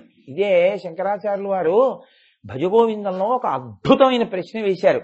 అక్కడికి వెళ్ళేటప్పటికి ఆయన బాగుండదులే మూఢా అంటే అని సోదరా అన్నారు, తమ్ముడా అని పిలిచి అన్నారు, కాతే కాంత, నా సంసారం అంటున్నావు కదా, కాతే కాంత, నీ భార్య ఎక్కడి నుంచి వచ్చిందో అన్నారు. ఎక్కడి నుంచి వచ్చింది ఏమిటండి? మా అత్తగారు మామగారు వాళ్ళ అమ్మాయి. ఓహో, మీ అత్తగారికి మామగారికి ఆమె పుట్టడానికి ముందు ఎక్కడుంది? నన్ను అడుగుతారేంటి? మా అత్తగారిని మామగారిని అడగాలి. ఓహో సరే. కస్తే పుత్ర, నీ భార్య అయితే నీ అత్తగారిని మామగారిని అడగాలి. నీ పిల్లలు ఎక్కడి నుంచి వచ్చారు? ఫలానా తారీఖున పుట్టారండి, పుట్టక ముందు ఎక్కడ ఉన్నారు నీకు తెలిసి ఉండాలిగా. మరి ఏమో ఆ విషయాలు అవన్నీ నన్ను అడుగుతారేంటండి? కాతే కాంత కస్తే పుత్ర కస్యత్వం, నువ్వెక్కడి నుంచి వచ్చావు? ఏదో 14/7/1959 పుట్టానండి. ఆహా బానే ఉంది. 14/7/1959కి ముందు ఎక్కడున్నావు? మా అమ్మగారి కడుపులో ఉన్నాను. మీ అమ్మగారి కడుపులోకి ఎక్కడి నుంచి వచ్చావు? తెలీదు. కాతే కాంత కస్తే పుత్ర సంసారోయమతీవ విచిత్ర కస్యత్వం కుతయాయాత తత్వం చింతియా తదీయ భ్రాత. ఆలోచించి ఎక్కడి నుంచి వస్తున్నావో, ఎక్కడికి వెళ్తున్నావో. దీన్నో దాన్ని పట్టుకుంటున్నావు, తిరుగుతున్నావు, వెళ్ళిపోతున్నావు. ఇలా ఎన్ని వేషాలు కట్టావో. ఏమిటి నిర్రి? అసలు నువ్వెవరో ఎప్పుడైనా తెలుసుకున్నావా? ప్రయత్నం చేశావా? ఆ ప్రయత్నం చెయ్యగానే ఇది ఆగుతుంది, భవం ఆగిపోతుంది. అందుకని పుట్టినదై ఆపగలిగినదై ఉంటుంది, ఒడ్డెక్కగలిగినదై ఉంటుంది. ఆ భవ భయ ఖేద చిదే వందే. అందుకని నేను ఎందుకు నమస్కరిస్తున్నానంటే, నాకు పుట్టుక వలన సంసారము వలన కలిగినటువంటి భయము చేత పొందుతున్నటువంటి బాధల నుండి ఉపశమనమును కల్పించు, అంటే జ్ఞానమును కటాక్షించు. ఇది అడగడానికి మనకర్థమవుతున్నవి, ప్రతిరోజు మనం అనుభవిస్తున్నవి, అనుభవించడానికి కారణమైనవి, ఏ పాపకార్యం మనం చేస్తున్నామో, ఎందుకు క్షమార్పణ చెప్పి నమస్కరించాలో చెప్పడానికి శంకరాచార్యులు వారు చేసినటువంటి ప్రయోగం. ఇది ఒకరికి పనికొస్తుందా, అందరికీ పనికొస్తుందా? సమస్త ప్రాణికోటి చెయ్యవలసిన ప్రార్థనే. నేను చెయ్యనండి, నీ కర్మ. పునరపి జననం పునరపి మరణం పునరపి జననీ జఠరే శయనం.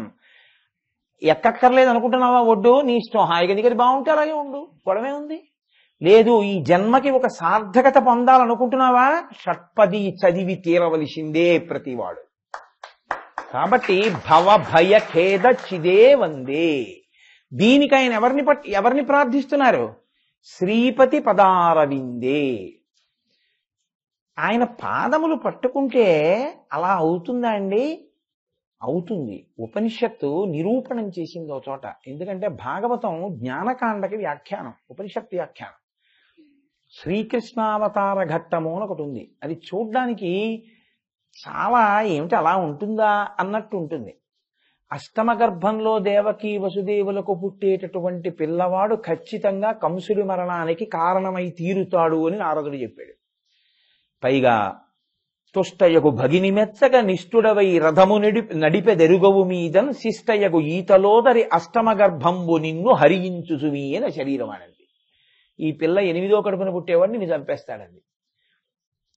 ఇప్పుడు కంసుడు ఏం చేశాడంటే దేవకీ వసుదేవుల్ని కారాగారంలో పెట్టాడు. అందున 8వ గర్భం పుడుతోంది. ఇప్పుడు ఆయన చాలా భయపడిపోతూ ఉన్నాడు. ఎందుకని 8వ వాడు పుడితే తను చచ్చిపోతాడు. అందుకని కారాగారానికి తలుపులు వేయించేశాడు, తాళాలు వేయించేశాడు, తాళం చెవులు బొడ్డులో పెట్టేసుకున్నాడు. ఎంతమందినో కాపలా పెట్టేశాడు. అసలు తాను పడుకోవట్లేదు, లేవట్లేదు. దేవకీదేవి గర్భం ధరించినప్పటి నుంచి తిరుగుచు కుడుచుచు వాలుచు అరుగుచు కూర్చుండి లేచు అనవరతంబున్ హరితలచి తలచి జగమా హరిమయముగ చూచే కంసుడు ఆరనీయులుక. లేస్తున్నాడు, తిరుగుతున్నాడు, కూర్చుంటున్నాడు, తింటున్నాడు, తాగుతున్నాడు. కానీ అమ్మో 8వ గర్భంలో వచ్చేటటువంటి వాడు పుట్టేస్తున్నాడు అని ఉలిక్కి పడిపోతూనే ఉన్నాడు. ఇప్పుడు ఆ 8వ గర్భంలో పుట్టవలసినటువంటి వాడు అమ్మ కడుపులో ఉన్నాడు. అమ్మ కారాగారంలో ఉంది. జ్ఞానకలునిలోని శారదయువోలే ఘటములోని దీప కలికవోలే భ్రాత ఇంట నాక పడియుండే దేవకీ మాత విశ్వ గర్భుయగుచు అన్నారు పోతన గారు. ఆవిడ ఘటములోని దీప కలికవోలే, కుండలో పెట్టినటువంటి దీపంలా ఉన్నాడాయన. జ్ఞాన కలునిలోని శారదయువోలే, దుర్మార్గుడైనటువంటి పండితుడిలో ఉన్నటువంటి శారదా కటాక్షంలా ఉన్నాడు. ఎందుకంటే ఆయన తనిష్టం వచ్చినట్టు మారుస్తాడు దాన్ని, లేదా దాన్ని ద్రవ్యం కోసమని వినియోగిస్తాడు తప్ప నిర్లోభంగా లోకానికి వెచ్చించడు. కాబట్టి జ్ఞానకలునిలోని శారదయువోలే, ఘటములోని దీప కలికవోలే. కారాగారంలో ఉంది దేవకి. 8వ గర్భంలో పుట్టవలసినటువంటి వాడు పుట్టవలసిన సమయం ఆసన్నమైపోయింది. శ్రావణ మాసం అష్టమి వచ్చేస్తోంది కదండి, వచ్చే నెలేగా, ఇంకా బహుళపక్షం నడిచేస్తోంది. శ్రావణ మాసం అష్టమి నాడు పుట్టేయాలి. అదో గమ్మత్తు తాత్వికంగా. శ్రావణ మాసంలో అష్టమి నాడు అర్ధరాత్రి కరచరణాదులతో కూడిన వాడిగా ఈశ్వరుడు పుడతాడు, కృష్ణుడు. అక్కడి నుంచి ఖచ్చితంగా 6 నెలలు లెక్క పెట్టండి. శ్రావణము, భాద్రపదము, ఆశ్వీజము, కార్తీకము, మార్గశీర్షము, పుష్యము, మాఘము, 6 నెలలు దాటేటప్పటికీ మాఘమాసం బహుళపక్ష చతుర్దశి అర్ధరాత్రి వేళ శివలింగంగా కరచారణాదులు లేకుండా ఈశ్వరుడు వెలుస్తాడు. 2 అర్ధరాత్రే, ఒకడు కరచరణాదులతో, ఒకడు కరచరణాదులు లేకుండా. సాకారోపాసన నుంచి నిరాకారోపాసనకి ఎలా ఎక్కాలో చూపిస్తుంది ఆధ్యాత్మికతగా. అందుకని అర్ధరాత్రి వేళ ఆయన పుట్టాడు. ఆయన పుట్టినప్పుడు గమ్మత్తు ఏమిటంటే, ఈయన ఎంతమందిని కాపలా పెట్టాడో అంతమంది కంసుడితో సహా నిద్రపోయారు. ఇది ఈశ్వరమాయ అంటే. ఆ కాపలా అంటే పెట్టాడు, కానీ ఆయన్ని ఏమార్చగలడండి? ఆయన్ని ఏమార్చలేడు. పైగా అందుకే అన్నమాచార్యుల వారు ముద్దుగారే యశోద ముంగిట ముత్యాము వీడు దిద్దరాని మహిమాల దేవకీసుతుడు అన్నారు. లోకంలో ఎక్కడైనా తల్లిదండ్రులకు పిల్లాడు పుట్టి ఆ పిల్లాడిని ఇంకొకళ్ళకి ఇచ్చేసి ఓ ఆడపిల్లని తెచ్చుకుంటే తల్లిదండ్రులకి తెలుస్తుంది, పిల్లాడికి తెలియదు. పిల్లాడు వాళ్లే తల్లిదండ్రులు అనుకుంటాడు. పెద్దవాడు అయిన తర్వాత ఒరే మేం కాదురా నిన్ను కన్నవాళ్ళమని చెప్పాలి. కానీ భాగవతంలో గమ్మత్తు ఏమిటంటే, తాను దేవకీ వసుదేవుల కొడుకుని తప్ప నందయశోదల కొడుకుని కానన్న విషయం తెలుసున్నవాడు చిన్ని కృష్ణుడు. ఈయన మా కొడుకు కాదన్న విషయం తెలియని వాళ్ళు తల్లిదండ్రులు. ఎంత విచిత్రం! సిద్ధరాణి మహీమాల దేవకీసుతుడు. అందరికీ ప్రాకృత శిశువు పుడతాడు. వాళ్ళకి అలా పుట్టాడా దేవకీ వసుదేవులకు? పోని కారాగారంలో ఇన్ని ఏర్పాట్లు చేశాడు, ఏదో పుట్టుకుమని ఎవరికీ తెలియకుండా ఏదో పసిపిల్లాడి రూపంలో పుడదామని పుట్టాడా? అలా పుట్టలేదు.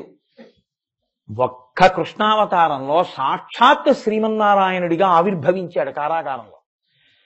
జలధరదేహు నాజాను చతుర్బాహు సరసీరుహక్షు విశాలవక్షు జారు గదా శంఖ చక్ర పద్మ కౌస్తుభ విలాసు కంఠ కౌస్తుభమణి కాంతిభాను కమనీయ కటిసూత్ర కంకణ కేయూర శ్రీవత్సలంచనంచిత విహారు మరుకుండల ప్రభాయుత కుంతలలలాటు వైఢూర్య మణిగణ వరకిరీటు బాలు పూర్ణీందు రుచిజాలు భక్త లోకపాలు సుగుణాలవాలు కృపావిశాలు చూచి తిలకించి పులకించి చోద్యమంది ఉబ్బి చెలరేగి వసుదేవుడు ఉత్సహించే అన్నారు పోతన గారు. శంఖచక్ర గదా పద్మములతో, కౌస్తుభమణితో, వనమాలతో మహానుభావుడు నీలమేఘం పగిది ఆ కారాగారంలో నిలబడి వాళ్ళకి తెలియని రహస్యం చెప్పాడు. వీరిత పూర్వం పృష్ణి శుతపుడు అన్న పేరుతో నా గురించి తపస్సు చేశారు. మీకేం కావాలని అడిగితే మోక్షం అడగలేదు, నీలాంటి కొడుకు కావాలన్నారు. నాలాంటి కొడుకు నేను తప్పింకోలేడు. అందుకని నేనే మీ కడుపున పుట్టానప్పుడు నా పేరు పృష్ణి గర్భుడు. ఇంకొకసారి మీరు అదితి కశ్యపులు, నేను వామనమూర్తి. ఈ జన్మలో మీరు దేవకీ వసుదేవులు, నేను కృష్ణుణ్ణి. నన్ను తలుచుకుంటూ నా కథలు చెప్పుకోండి, మీకు మోక్షం వస్తుందన్నాడు. అన్నాడు.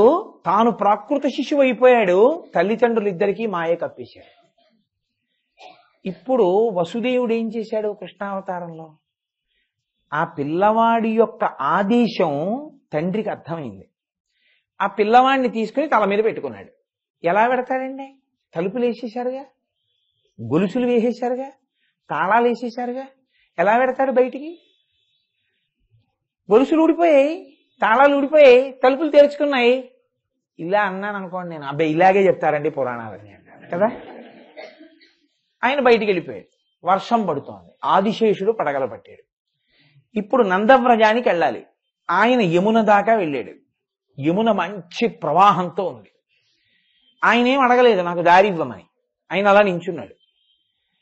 ఆశౌరికి తెరవసగను ప్రకాశోత్తత తుంగ భంగ కలిత ధరా సాకాశయగు యమున పూర్వము సీతేశునకు పయోధి త్రోవ ఇచ్చిన భంగిన్ అన్నారు పోతన గారు. ఆనాడు రామచంద్రమూర్తికి సేతువు కట్టడానికి సముద్రం మార్గాన్ని విడిచిపెట్టినట్టుగా పైన కృష్ణుడు ఉండడం వల్ల వసుదేవుడికి యమున త్రోవిచ్చింది. యమున దాటి ఆవలి ఒడ్డుకి వెళ్ళాడు. నందవ్రజంలో యశోదకి ఆడపిల్ల పుట్టింది.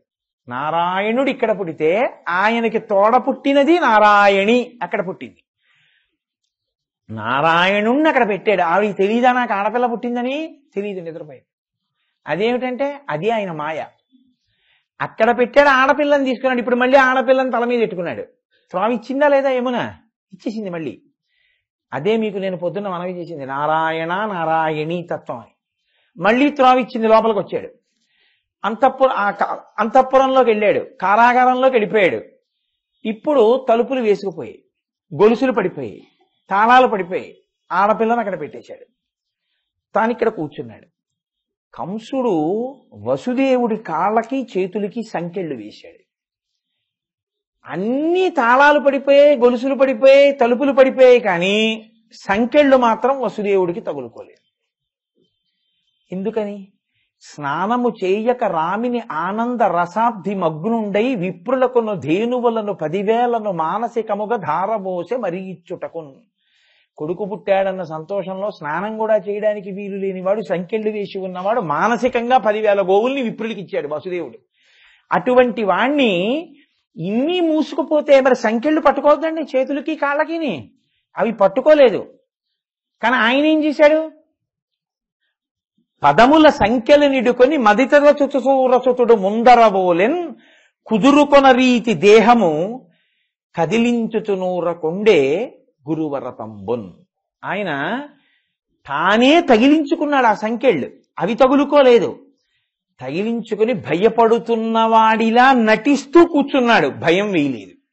కంసుడు వస్తాడు, కానీ దేవకీదేవి మాత్రం భయపడిపోయింది. లేవనే లేచాడు, కంసుడు రానే వచ్చాడు, ఆడపిల్లను లాగేస్తున్నాడు. ఆవిడ ఏమన్నా తీసుకోరా పిచ్చాడా అన్నది. తన కొడుకు కాదుగా, ఈశ్వరుడు మాయ చేసి ఎవరో ఆడపిల్లని పెట్టాడు. ఆవిడంది, అన్న శమింపు మన్న తగదల్లుడు కాడిది మేనకోడలవు మన్నన చేయు మన్న విను మానిని చంపుట రాచపాడి కాదన్న సుకీర్తివై మనకదన్న మహాత్ములు పోబుత్రోవ పోవన్న భవత్ సహోదరి కదన్న నిన్ను శరణంబు వేడదన్ అంది. 1కి 10 మాటలు అన్నయ్య అన్నయ్య అన్నయ్య అన్నయ్య అంటే విడిచిపెడతాడేమో అని పద్యం కూడా అలాగే పడింది పోతన గారికి. అన్న శమింపుమన్న తగదల్లుడి కాడిది మేనకోడలవు మన్నన చేయుమన్న విను మానిని చంపుట రాతపాడి కాదన్న సుకీర్తివై మనగదన్న మహాత్ములు పోవు త్రోవ పోవన్న భవత్ సహోదరి కదన్న. అన్నయ్య మేనలుడు కాదన్నయ్య, మేడకోడలు అన్నయ్య, ఆడపిల్లని చంపకూడదన్నయ్య, మగపిల్లాడు కాదన్నయ్య, అన్నయ్య విడిచిపెట్టే అన్నయ్య, నీ చెల్లెలన్నయ్య. బతిమాల్తే ఎలా ఉంటుందో పద్యం అలాగే పడిందండి పోతన గారికి. సహజ కవిత్వం మహానుభావుడికి. ఇన్ని చెప్పినా పిల్లని 2 కాళ్ళు పట్టి లాగేశాడు, గిరగిరా తిప్పి బండకేసి కొట్టాడు. ఆవిడ పైకి వెళ్ళిపోయింది. తెంపరివై బరుంబరిని దేవకి బిడ్డల చిన్ని కుర్రలం రాల మీద వంపి చంపితి విశ్వరోజు బీరమే నిన్ను చంపెడి వీరుడొక్క దశ సంస్కృతి పొందెడు వాడు దుర్మతి అంది ఆవిడ. ఆవిడ నారాయణ ఎంత నారాయణి అంత ఆవిడ పైకి ఎగిరిపోయాడు. అప్పుడే 12 నామాలతో కీర్తించారు తల్లిని. సరే, ఇందులో ఉన్నటువంటి తాత్వికత మీరు చూడండి, అది రహస్యం. కృష్ణుడు జన్మించేంత వరకు వసుదేవుడిది భయం. కృష్ణుడు జన్మించిన తరువాత కృష్ణుణ్ణి తల మీద పెట్టుకున్నాడు.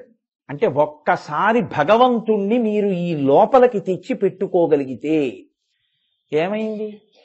గొలుసులు ఊడిపోయాయి, తాళం కప్పలు ఊడిపోయాయి, తలుపులు తెరుచుకుపోయాయి. భిజ్యతే హృదయ గ్రంథి చింద్యంతే సర్వసంశయా క్షీయంతే చాస్య కర్మాణి తస్మిన్ దృష్టే పరావరే. ఒక్కసారి ఈశ్వరుణ్ణి తల మీద పెట్టుకుంటే సంశయములన్నీ నివృత్తి అయిపోతాయి, కర్మలనేటటువంటి గొలుసులు తెగిపోతాయి, సంశయాలనేటటువంటి తాళాలు ఊడిపోతాయి. ఇప్పుడు ఆయన ఎక్కడికి వెళ్ళాడు? యమున దగ్గరికి వెళ్ళాడు. ఎవరా యమున? సూర్యుడికి కూతురు. ఆయనకో కొడుకు కూతురు. కొడుకు యముడు, కూతురు యమున. యమున ముందుకెడితే వెనక్కి రాదు, యమున కాలము. యముడు కాలమునందులో జీవులను పడగొట్టేటటువంటి వాడు. ఇద్దరు ఆయన బిడ్డలు. కాలస్వరూపమైనటువంటి యమునని ఎవ్వరూ దాటలేరు. కాలాన్ని నేను అనగలిగిన వాడు లేడు. కానీ వసుదేవుడు దాటాడు. ఎలా దాటాడు? పైన కృష్ణుడు ఉన్నాడు కాబట్టి యమున దాటాడు. కృష్ణుడున్నా దాటాడు, నారాయణీ ఉన్నా దాటాడు. భగవంతుణ్ణి తల మీద పెట్టుకున్నవాడు యమున దాటగలడు. అంటే కాలమును దాటగలడు, అంటే సంసారమును దాటగలడు. వచ్చాడు, మిగిలినవన్నీ మూసుకున్నాయి లౌకికంగా. సంకెళ్ళు మాత్రం తగులుకోలేదు. అంటే సంసారం ఆయన్ని ఇంక పట్టుకోలేదు. ఆయనే సంసారమునందున్నట్టు కనపడ్డాడంటే తనే తగిలించుకున్నాడు. ఇప్పుడు తను తగిలించుకున్నవే తప్ప తనని తగులుకున్నవి కావు. తాను సంసారమునందున్నట్టు ఉంటాడు, కానీ తాను సంసారమునందున్నవాడు కాడు. ఇది తేడా. భగవంతుడి పాదములు ఒక్కసారి తలకి తగిలాయా, ధ్యానమునందు నువ్వు ఈశ్వరుణ్ణి ఇక్కడ పెట్టుకోగలిగావా, దర్శించగలిగావా, నీకు ఉన్న సమస్తమైనటువంటి కర్మ పాశములు తెగిపోతాయి. దానివల్ల ఏమైనా ఇబ్బంది వస్తుంది అనుకుంటున్నారేమో సంసారంలో. ఇబ్బంది రావక్కపోవడం సరికదా, అటువంటి మహాత్ముడు ఆ ఇంట్లో పుట్టినందుకు తర్వాత 7 తరాలు కూడా రక్షింపబడతాయి. ప్రహ్లాదుడు పుట్టినందుకు నీ వంశంలో పుట్టేవాళ్ళు ఎంత తప్పు చేసినా నీ చెరకనన్నాడు శ్రీ మహావిష్ణువు. అందుకే ప్రహ్లాదుడి మనవడైనటువంటి బలిచక్రవర్తి అంత అహంకారంతో ప్రవర్తించినా చేయి చాపి దానం పట్టాడు తప్ప బలిచక్రవర్తిని మాత్రం చెనకలేదు. ప్రహ్లాదుడికి ఇచ్చిన మాట. ఒక్కడు ఈశ్వర భక్తుడై మహాత్ముడై తల మీద ఆయన పాదములను తగుల్చుకోగలిగితే వాడు తరిస్తాడు. వాడి వెనక 7 తరాల్లో వాళ్ళందరూ సుఖంగా ఉంటారు. అందుకే పిల్లనిచ్చే ముందు 7 తరాలు చూడండి అంటారు. ఒక్క భగవద్భక్తుడుంటే ఆ పిల్ల కడుపున పుట్టేవాళ్ళు కూడా క్షేమంగా ఉంటారు. ఆయన వంశంలో పుట్టిన కారణం చేత. ఆయన భక్తికి ఈశ్వరుడు వీళ్ళ జోలికి కూడా రాడు. నీకు ఇంకేం కావాలంతకన్నా? భవ భయ ఖేద చిదేవందే. ఈశ్వర పాదములను తల మీద పెట్టుకున్న వసుదేవుడు సంసారము నుండి తరించాడు. ఆయనేం బెంగ పెట్టుకోలేదు. బెంగ పెట్టుకున్నదల్లా దేవకీదేవే బెంగ పెట్టుకుంది అంతే. ఈమె నా కూతురు అనుకుంది. ఎందుచేత మాయయే సంసారం. అందుకని ఈశ్వర పాద స్పర్శని కోరుకో, ఈశ్వర పాదములకు నమస్కరించు. ఏదో వాచికంగా కాదు, ధ్యానము చేసి ఈశ్వర పాదములను నీ తల మీద పెట్టుకోవడం అనేటటువంటిది నువ్వు అభ్యాసము చెయ్యి. చేస్తే నీవు అభ్యున్నతిని పొందుతావు. అందుకే కలిపురుషుడు యొక్క బాధ మిక్కుటంగా ఉన్నటువంటి కాలమునకే కలియుగమని పేరు. ఈశ్వరుడి మీద మనసు అస్సలు పెట్టనివాడు. ఈశ్వరుడి మీద మనసు పెట్టే ప్రయత్నం చేస్తే వెంటనే ఏదో ఒక ఆకర్షణ చూపించి ఆ మనసుని తొలగొట్టేస్తాడు. కలిపురుషుడి బాధ ఎక్కువ ఉంటుంది కాబట్టే తిరుమల కొండల మీదకి వచ్చి వెలిచారు శ్రీమన్నారాయణుడు. నకృతం దైవ సంఘైశ్చ నకృతం విశ్వకర్మణ స్వేచ్ఛయా క్రీడతే తత్ర ఇచ్ఛారూపం విరాజిత అంటుంది వరాహపురాణం ఆయన గురించి. ఇప్పుడు దివ్యమంగళ విగ్రహండై అవ్యయుండు భక్త వరదుండు వెంకటేశ్వరుడు వేట్క. ఆయన అలా నిలబడడానికి కారణం పద్మాసనస్థయౌ పద్మావతీదేవి నిజవక్షమందున నిలుపుకొనుచు. అమ్మవారిని వక్షస్థలంలో పెట్టుకున్నాడు. ఎందుకు పెట్టుకున్నాడో తెలుసా అండి? ఒక్కటే కారణం. ఆ వెంకటేశ్వర స్వామి వారి దగ్గర ఎప్పుడైనా ఆశీర్వచనం చేసి మీకు ఏదైనా ఇస్తే ఆయన గురించి చెప్తూ వక్షస్థలే భూత కారుణ్య లక్ష్మీ అంటారు. అంటే ఆమె ఇక్కడ ఉంది అంటే దయాస్వరూపిణి అయి ఉంటుంది అమ్మవారు. అందుకే ఎవడైనా చెయ్యకూడని పని చేశారనుకోండి, అంత దారుణం ఎలా చేశాడండి, కనీసం అలా చేసే ముందు దయలేదు అని ఇలా అనరు. దయలేదు అని తొడలు చూపించరు, దయలేదు అని పాదాలు చూపించరు. అలా ఎలా చేశాడండి, దయలేదండి అని ఇక్కడ చూపిస్తారు. దయ హృదయ జనితము, గుండెల్లోంచి పుడుతుంది దయ. ఇక్కడ అమ్మవారు ఉంది అంటే దాని అర్థం ఏమిటంటే ఆయన గుండెల నిండా దయ ఉంది అని.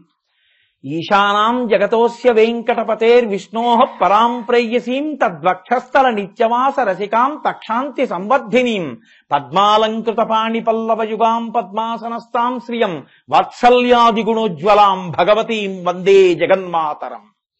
వాత్సల్యాది గుణోజ్వలాం. వాత్సల్యము అంటారు. వాత్సల్యము అంటే ఏమిటో తెలుసా అండి? వత్స అన్న మాట ఇద్దరికే ప్రయోగిస్తారు. ఎవరంటే, ఒకటి గురువు గారు తన శిష్యుణ్ణి వత్స అని పిలుస్తారు. ఆవు తన దూడని గోవత్సము అంటారు. ఇంకా దేన్ని అలా పిలవరు. ఒక్క ఆవుకి దూడైతే మాత్రం గోవత్సం అంటారు. ఎందుకని? 45 ఏళ్ళు వచ్చేసాయి భార్యకి, కోట్ల కొలది ఆస్తుంది, ఒక్క నలుసు లేదు, పిల్లాడో పిల్లో పుట్టలేదు. లేక లేక లేక లేక లేక లేక భార్యకి 45 ఏళ్ళు, తనకి 50 ఏళ్ళు వచ్చేసిన తర్వాత ఓ మగపిల్లాడు పుట్టాడు. వాడు మెరిసిపోతున్నాడు, అంతటి అందగాడు.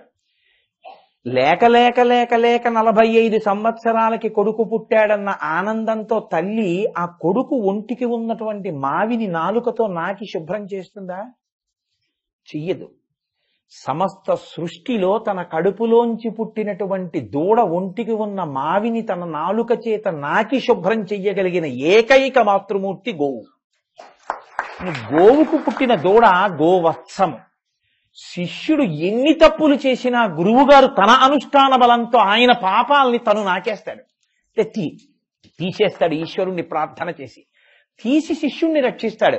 అందుకని శిష్యుడు వత్స అని పిలవబడతాడు గురువు చేత. అందుకే ఆదిత్య హృదయం చేస్తే అగస్త్య మహర్షి గబగబా వచ్చి తతో యుద్ధ పరిశ్రాంతం సమరే చింతయా స్థితం రావణంచగ్రతో దృష్ట్వా యుద్ధాయ సముపస్థితం దైవతైశ్చ సమాగమ్య దృష్టమభ్యాగతోరణం ఉపాగమ్య బ్రవీద్రామ అగస్త్యో భగవాన్ ఋషి రామ రామ మహాబాహో శృడుగృహ్యం సనాతనం ఏన సర్వాన్ నరీన్ వత్స అంటారు. వత్స, శిష్యుడా నీ బాధ పోగొట్టడానికి మంత్రం పట్టుకొచ్చాను రా, అనుష్ఠానం చేయి.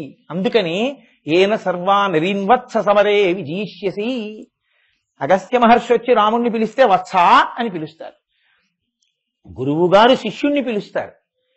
ఆవు దూడకి గోవత్సమని పేరు. ఈశ్వరుడు తన గుండెల నిండా ఆ వాత్సల్యముతో ఉంటాడు. అయ్యో వీడు కలిపురుషుడి చేతిలో పడి ఇన్ని పాపాలు చేసేస్తున్నాడు రా. ఇన్ని పాపాలు చేస్తున్నవాడి పాపములు పోవాలంటే, సంసారములో పడిపోయానన్న బెంగవాడికి పోవాలంటే ఇలా చూపిస్తాట కుడి చేత్తో. ఏమని? జనులకు తన చరణములే గతి అని దక్షిణకరము పాదములు చూప. కుడి చేత్తో ఒరే నా పాదముల వంక చూడరా, నా పాదములు కాని కనపడ్డాయా, నా పాదములను తల మీద పెట్టుకున్నావా, ఇంక నీకు ఈ భవాంబోధి కటిదగ్నమగనటంచు. అంబోధి అంటే సముద్రం. సముద్రం ఎప్పుడూ నడుంలోకి ఉండదు. అది సంసారము సముద్రమే అయినా నీకు నడుంలోతే వస్తుంది. అలా వచ్చేట్టు నీ చేస్తాను అంటే నీ సంసారం నిన్నేం బాధించదు, నీకు హాయిగా ఉంటుంది. ఆ సంసారం అంటే నీకేమీ ఇబ్బంది లేకుండానూ ఉంటుంది. నువ్వు సంసారమునందు మగ్నుడు కాకుండా జ్ఞానంతోనూ ఉంటావు. అటువంటి జ్ఞానాన్ని, అటువంటి భక్తిని, అటువంటి శక్తిని నీకు ఇస్తాను, నా పాదములు పట్టుకో. అందుకే కలియుగంలో వెంకటరమణుడి అవతారం పాదములని చూపిస్తుంది. ఈ భవాంబోధి కటిదగ్నమగునటంచు వామహస్తంబు కటిభాగముల నుంచి చూపరులకు సంకేతించుచుండ అలరు ఆనంద నిలయమందు పరమ పావన శేష పర్వతము మీద దివ్యమంగళ విగ్రహుండవ్యయుండు భక్తవరదుండు వెంకటేశ్వరుడు వేట్క. వెంకటేశ్వరుడు తనంత తాను అటువంటి రూపంతో నిలబడడానికి కారణం అది. అందుకే ఎవరెవరు జ్ఞానాన్ని కోరుతారో, ఎవరెవరు సంసారము నుండి ఉద్ధరింపబడాలని కోరుకుంటారో వాళ్ళందరూ భగవంతుని యొక్క పాదములను చాలా గట్టిగా పట్టుకుంటారు. భాగవతం రాసలీలలో గోపికలందరూ రాసలీలకు వస్తారు.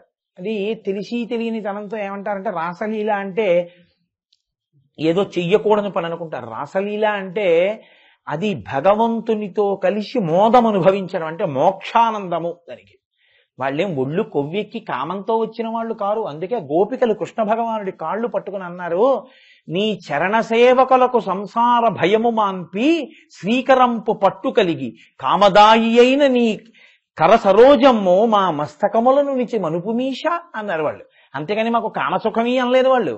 నీ చరణ సేవకులకు సంసార భయము మాన్పి. ఈశ్వర, ఎవరు నీ పాదములు పట్టుకుంటారో వాళ్ళకి సంసార భయం పోతుందయా.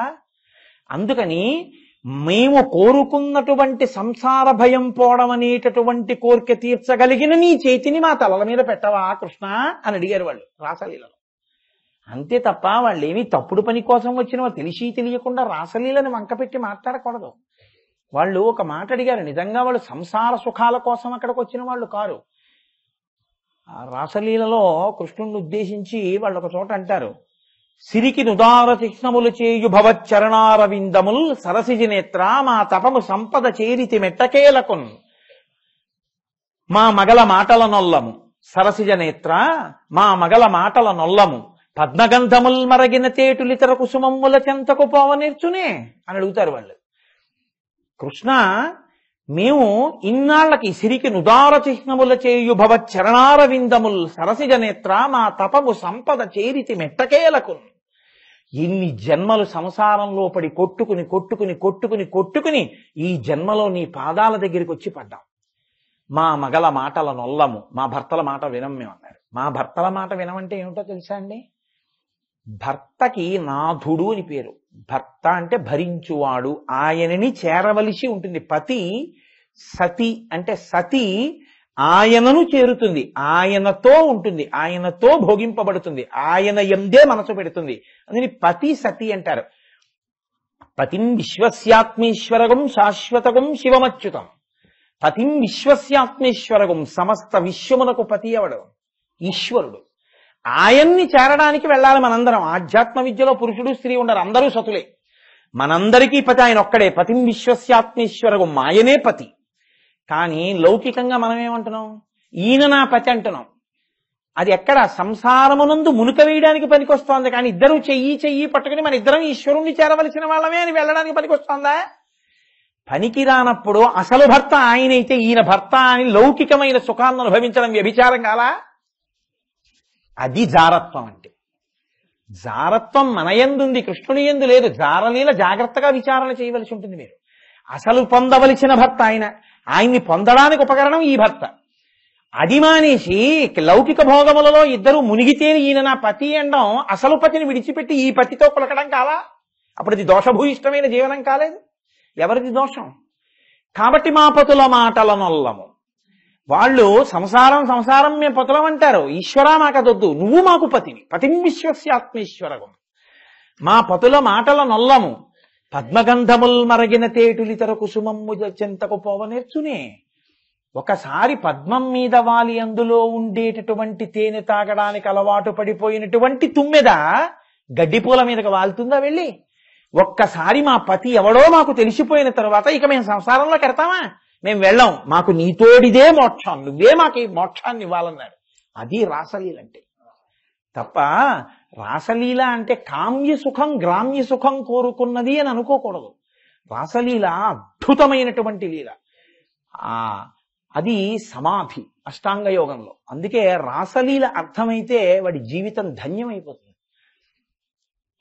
కనుక భగవంతుని యొక్క చరణములను నమ్మండి, భగవంతుని యొక్క పాదములను తల మీద ధరించండి. శ్రీపతి పదార విందే, శ్రీపతి యొక్క పాదార విందములకు నమస్కరిస్తే భవ భయ ఖేద చిదే వందే, భవము వలన కలిగిన భయము చేత పుట్టినటువంటి బాధలు సమసిపోతాయి అని శంకరాచార్యుల వారు మనకి అభయమిస్తూ, దాని కొరకు ఆయనకి నమస్కరించండి. ఆయన మీ బాధలు పోగొట్టగలిగిన వాడు. లౌకికంగా ఎవడు పోగొట్టలేడు. ఆయనకి నమస్కరిస్తే ఆయన వేరొకరి రూపంలో వచ్చి మీ బాధ పోగొడతాడు.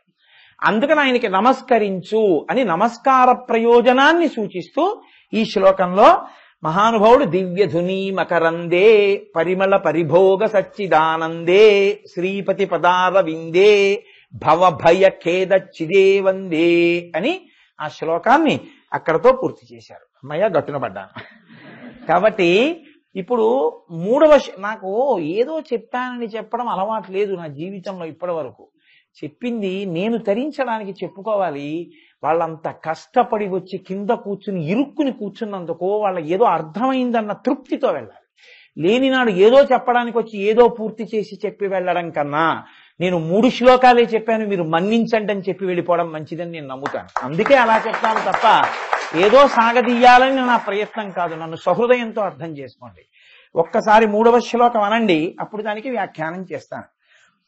సత్యపి భేదాపగమేనాథ తవాహం నమామకీనస్త్వం సాముద్రోహి తరంగః క్వచన సముద్రో నతారంగః. అత్యద్భుతమైన శ్లోకం అండి ఇది. ఇంకా అసలు శంకరులు తప్ప ఎవ్వరూ ఇటువంటి శ్లోకాన్ని రచన చేయలేరు. ఎంత గొప్ప మాట అంటున్నారంటే శంకరాచార్యుల వారు, సత్యపి భేదాపగమేనాథ తమాహం నమామకీనస్త్వం. ఈశ్వర సత్యం, నిజమే, పరమసత్యం, అందులో అబద్ధం లేదు. అపి అయినా ఏది? సత్యపి భేదాపగమేనాథ తవాహం నమామకీనస్త్వం. కొంచెం జాగ్రత్తగా మీరు దృష్టి పెట్టి వినగలిగితే ఈ శ్లోకంలో ఉన్నటువంటి అమృతం ఏమిటో మీకు అందుతుంది. శంకరులు అంటున్నారు ఈ శ్లోకంలో,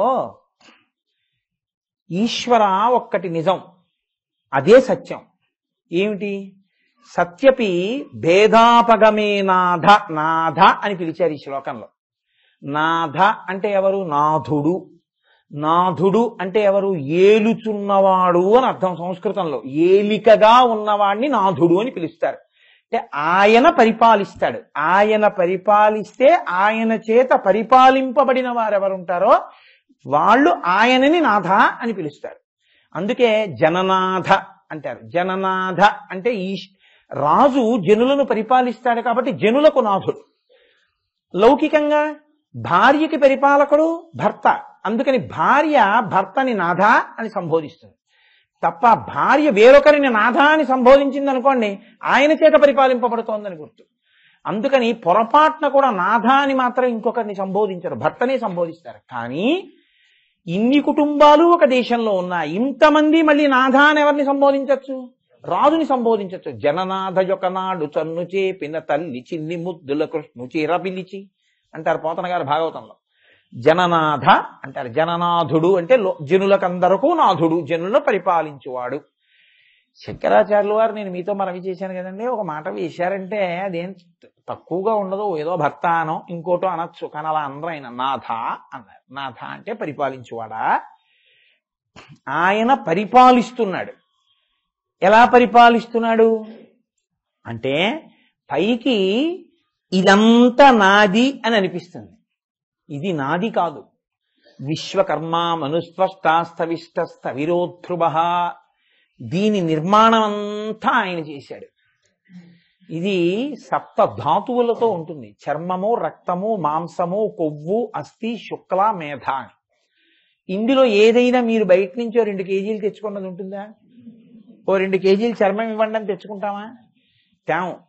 ఈ 7 పదార్థములను ఈశ్వరుడే ఇందులో పెడతాడు.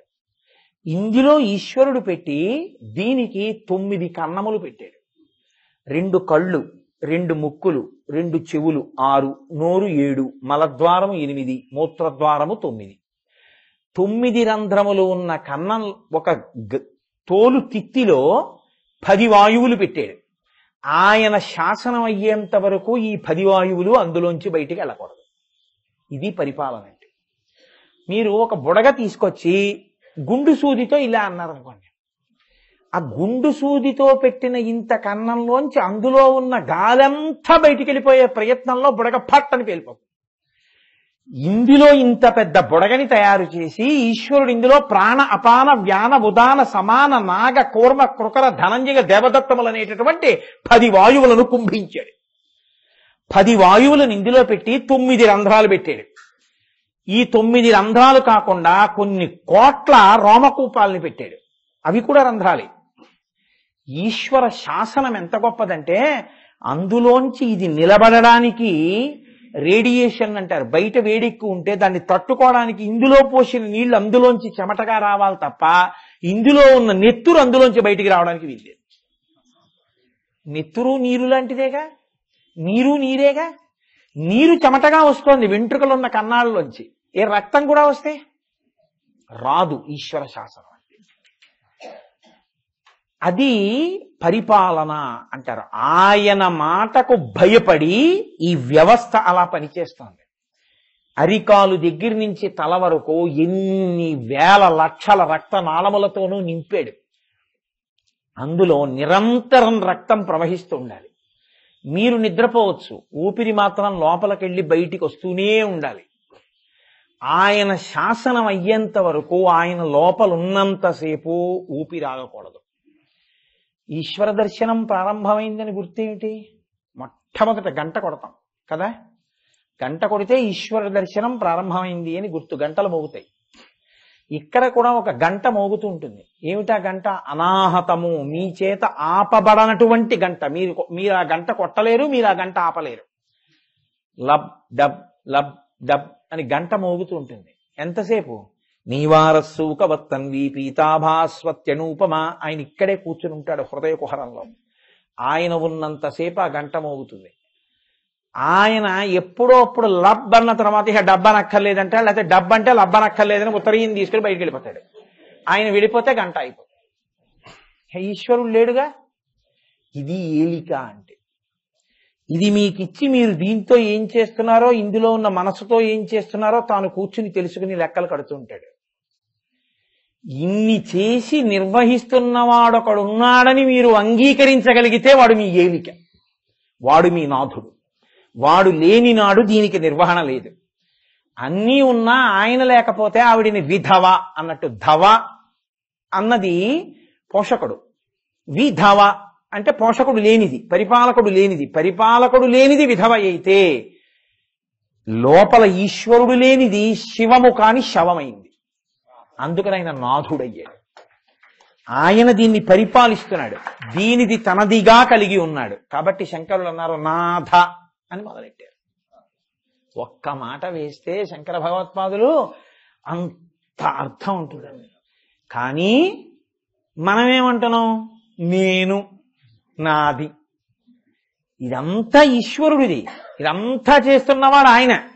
పోని తినడమా?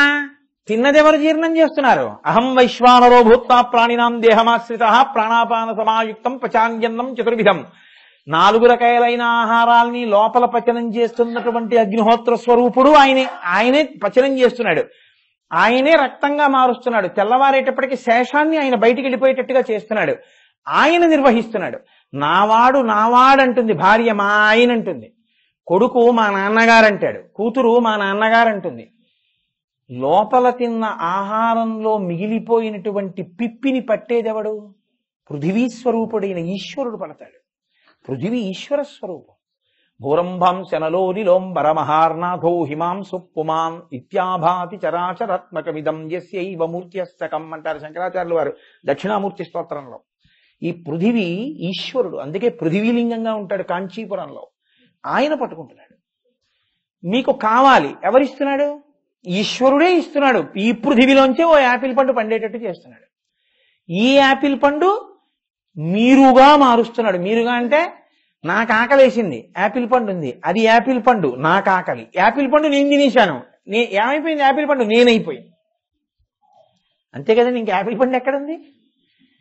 ఇప్పుడు అందులో పిప్పు ఉంది, మళ్ళీ ఎవరు పట్టుకోవాలి? పృథివే పట్టుకోవాలి. ఎవరు ఇలా దీన్నంతటినీ సమన్వయం చేస్తున్నవారు? ఈశ్వరుడు. నీకు పరిపాలకుడు ఈశ్వరుడా వేరొకడా? ఈశ్వరుడు నీ పరిపాలకుడు. అందుకు కదా సింహాసనంలో పెట్టి ఈశాన్యంలో పెట్టావు. నువ్వు నన్ను పరిపాలిస్తున్నవాడివి, నువ్వు నాథుడివి నువ్వు అని కదూ అక్కడ పెట్టుకున్నావు. పెట్టుకున్నటువంటి వాడివి, అది లోపల ఆ పూనిక ఉంటే ఆయన ఏమని పిలవాలి? నువ్వు నాథ అని పిలవాలి. నాథ అని పిలిచి శంకరాచార్యులు వారు అంటున్నారు, సత్యం ఈశ్వర ఒకటి సత్యం. ఏమిటో తెలుసా? 2 లేవు లోకంలో. నేనని నేనేమంటున్నానో, ఏది చూపించి నేనంటున్నానో అది నిజమైన నేను కాదు. ఏది నిజమైన నేను? లోపల తెలుసుకుంటున్నటువంటి ప్రజ్ఞ ఒకటి ఉంది, ఆ ప్రజ్ఞ నేను, ఆత్మ. అది ఎంత గమ్మత్తుగా ఉంటుందంటే మీరు కొంచెం జాగ్రత్తగా వినవలసి ఉంటుంది. దక్షిణామూర్తి స్తోత్రంలో శంకరాచార్యుల వారు ఎక్కడుందో చెప్పేస్తారు రహస్యం. నానాఛిద్రఘటోదర స్థిత దీప ప్రభాభాస్వరం జ్ఞానం యస్యతు చక్షురాదికరణ ద్వారా బహిస్పందతే జానామీతి తమేవ భాంతమనుభాత్యేతత్ సమస్తం జగత్ తస్మై శ్రీ గురుమూర్తయే నమ ఇదం శ్రీ దక్షిణామూర్తయే అంటారు. నానాఛిద్ర ఘటోదర స్థిత మహాదీప ప్రభాభాస్వరం. ఒక కుండకి 9 కన్నాలు చేశారు, ఓ దీపం పెట్టారు. ఇప్పుడు ఈ 9 కన్నాలతో ఉన్నటువంటి కుండని తెచ్చి దీపం మీద బోర్లించి లైట్లన్నీ ఆర్పేశారు. ఇప్పుడు ఈ కుండ 9 కన్నాల్లోంచి కాంతి కొడుతోంది. ఈ కాంతి కుండదా, కన్నాలదా, దీపందా? దీపంది. లోపల ఉన్న దీపము కన్నులలోంచి ప్రసరించి చూడడం అన్నది చేస్తోంది ఈ కన్నాల్లోంచి. ఆ దీపమే ఇందులోంచి వింటోంది. ఆ దీపమే దీని మీద రుచి చెప్తోంది. ఆ దీపమే దీన్ని ముట్టుకుంటే చెప్తోంది. ఆ లోపల ఉన్న దీపము ఎరుక, జ్ఞానము. అది కన్ను లేకుండా కూడా చూస్తుంది. నేను మీకు ఒక ఉదాహరణ చెప్తాను. ఏదో మా ఆయన పుట్టినరోజు కదా అని సంతోషంగా మా ఆవిడ తలంటి పోసింది అనుకోండి, కంట్లో కుక్కుడిగా పులుసు అడిగింది అనుకోండి. ఇప్పుడు కాసేపు ఆగి ఏమన్నా టీవీలో మీరు వస్తున్నారని అనుకోండి. టీవీలో మీరు వస్తున్నారండి అంటే నేను చూడగలనా? నేను అంటాను చూడలేకపోతున్నానంటాను. ఈ కన్ను చూడలేకపోతోందని చూస్తున్న వాళ్ళు ఎవరు? అది ఆత్మ. ఇక్కడ నొప్పిగా ఉందండి అంటాడు, ఇక్కడ నొప్పిగా ఉందండి, ఈ మోకాలు నొప్పిగా ఉందండి అంటే ఇది వేరు, దీనిలోని నొప్పిని తెలుసుకుంటున్నది వేరు కదా. దానికి నొప్పి లేదు, అందుకే అది నొప్పి లేనిది, పెరగనిది, తరగనిది, వికారము చెందనిది. అందుకని అది దీని పెరుగుదల, దీని తరుగుదల, ఈ జుట్టు పలసబడిపోతోంది, ఈ జుట్టు తెల్లబడిపోతోంది, పూర్వపు శక్తి ఈ శరీరానికి క్షీణిస్తోంది, పూర్వంలా నేను ఎక్కువ తినలేకపోతున్నాను, పూర్వంలా నేను కళ్ళజోడు లేకుండా పుస్తకాలు చదవలేను, కంటి జోడు పెట్టుకుంటే తప్ప ఇప్పుడు నాకు కనపడదు. ఇది తెలుసుకుంటున్నది ఎవరు? దానికి వృద్ధాప్యం లేదు, దానికి యవ్వనం లేదు, దానికి బాల్యం లేదు, అది ఎప్పుడు అలాగే ఉంది. బాల్యాదిశ్యపి జగ్రదాదిశ తదా సర్వాస్వస్థాస్యపి వ్యావృత్తా స్వనువర్తమానమహవిత్యం తస్ఫురంతం సదా స్వాత్మానం ప్రకటీకరోతి భజతాం యో ముద్రయా భద్రయా తస్మై శ్రీ గురుమూర్తయే నమ ఇదం శ్రీ దక్షిణామూర్తయే. అది నేనై ఉన్నాను, అది ఆత్మ. ఆ ఆత్మ ఈశ్వరుడే. అందుకే ఆయన కూడా నాణ్యపంధాయనాయ విద్యతే అన్నాడు. పూజంతా చేసిన తర్వాత ఎదురుగుండా ఈశ్వరుణ్ణి పెట్టాననుకుని పూజ చేసేసి మంత్రపుష్పం దగ్గర చేత్తో పట్టుకుని ఏమంటారు? ఆయన ఈశ్వరుడు అనరు. ఆయన కాదయా, అది ప్రతిమ. అసలు ఈశ్వరుడు ఇక్కడున్నాడు. ఎక్కడున్నాడు? నీవారసూకవత్తన్వి పీతాభాస్వత్యనూపమా. వడ్డు గింజ పైన ఉండేటటువంటి ముళ్ళు ఎలా గీరుకుంటుందో అంత భాగం పైన ఉండేటటువంటి చిన్న రేణువునందు ఒక ప్రకాశం వెలుగుతోంది. ఊర్ధ్వమూలమధశాయి, అది పక్కలకి కిందకి పైకి కాంతిని కొడుతోంది. అది ఆత్మ, అది ఈశ్వరుడు. దానికి అసలు పేరు లేదు, అది భాష, వెలుగుతుంటుంది.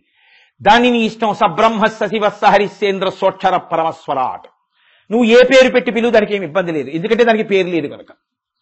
రామకృష్ణ పరమహంస ఇదే అంటారు. ఒక చెరువు దగ్గరికి నలుగురు వెళ్ళారు. ఒక ఆయన యువతల ఒడ్డు దగ్గరికి వెళ్ళి ఐఎమ్ డ్రింకింగ్ వాటర్ అన్నాడు. ఇంకొక ఆయన అవతల ఒడ్డు దగ్గరికి వెళ్ళి నేను పానీ తాగుతున్నానన్నాడు. ఇంకొక ఆయన అవతల ఒడ్డుకి వెళ్ళి నేను ఆక్వా తీసుకుంటున్నానన్నాడు. ఇంకొక ఆయన యువతల ఒడ్డు నుంచి నీళ్లు తాగుతున్నానన్నాడు.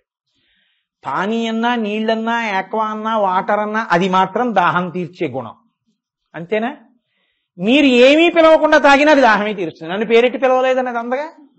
మీరు ఏ పేరు పెట్టి పిలిచినా పిలవకపోయినా దాని గుణం దానికి ఉన్నట్టు మీరు సబ్రహ్మ సశివస్య హరిశ్చేంద్ర సోక్షర పరమస్వరాట్ ఏది పేరు పెట్టి పిలిచినా ఆ ఆత్మ ఇక్కడే ఉంది, అది ఈశ్వరుడు.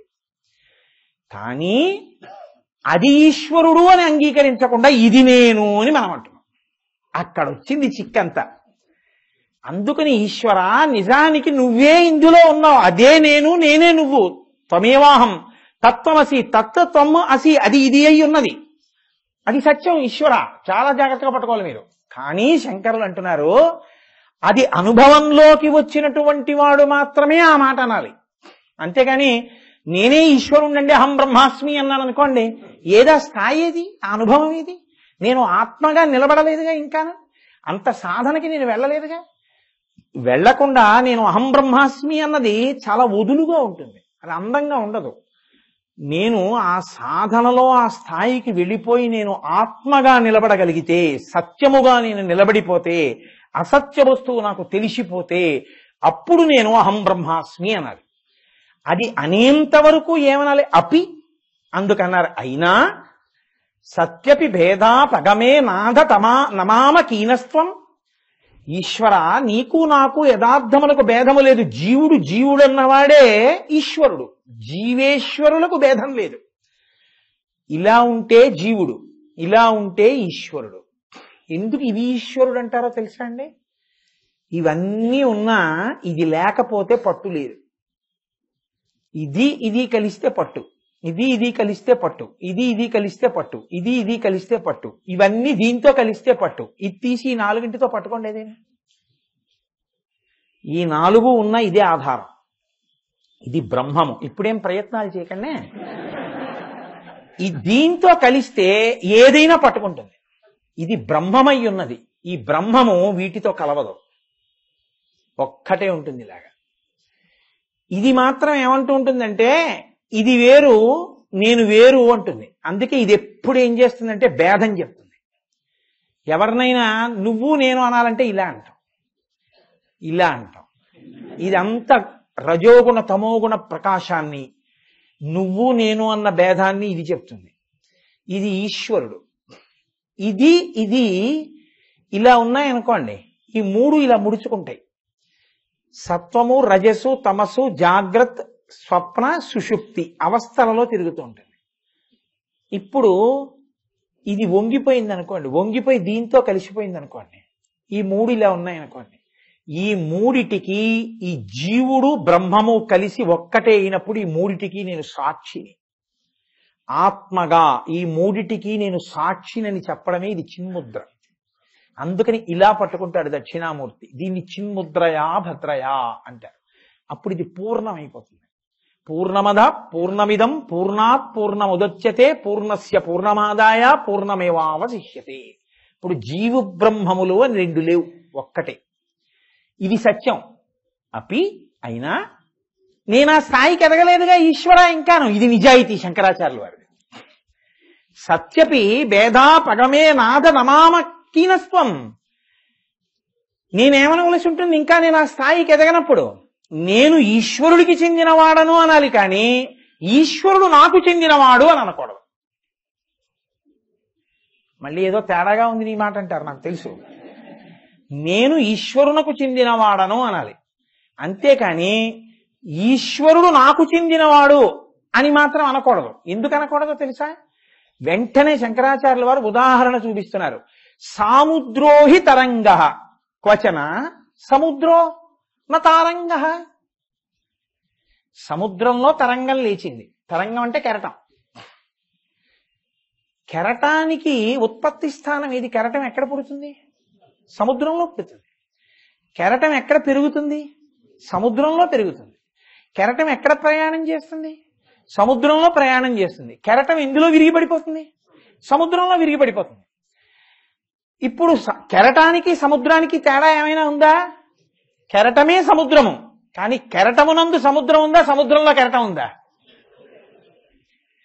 తప్ప కెరటంలో సముద్రం ఉందని మీరు అన్నారనుకోండి, ప్రతి కెరటము నేనే నాలో సముద్రం ఉందంటున్నప్పుడు ఎన్ని సముద్రాలు అవుతాయి? అన్ని కెరటాలు మేము సముద్రంలో ఉన్నామన్నాయి అనుకోండి, ఒకటే సముద్రం కదా. నేను ఈశ్వరుడికి చెందినవాడనని అందరం అనాలి, కానీ ఈశ్వరుడు నాకు చెందినవాడని అద్దన్నారు. ఎందుకని? సాముద్రోహి తరంగ క్వచన, ఎప్పటికి నెవర్, ఎప్పటికీ జరగదు అలాగా. ఏది జరగదు? క్వచన సముద్రో న తారంగ. సముద్రం కెరటంలో లేదు, కెరటం సముద్రంలో ఉంది. కెరటము సముద్రమునకు చెందినది, సముద్రము కెరటమునకు చెందనిది.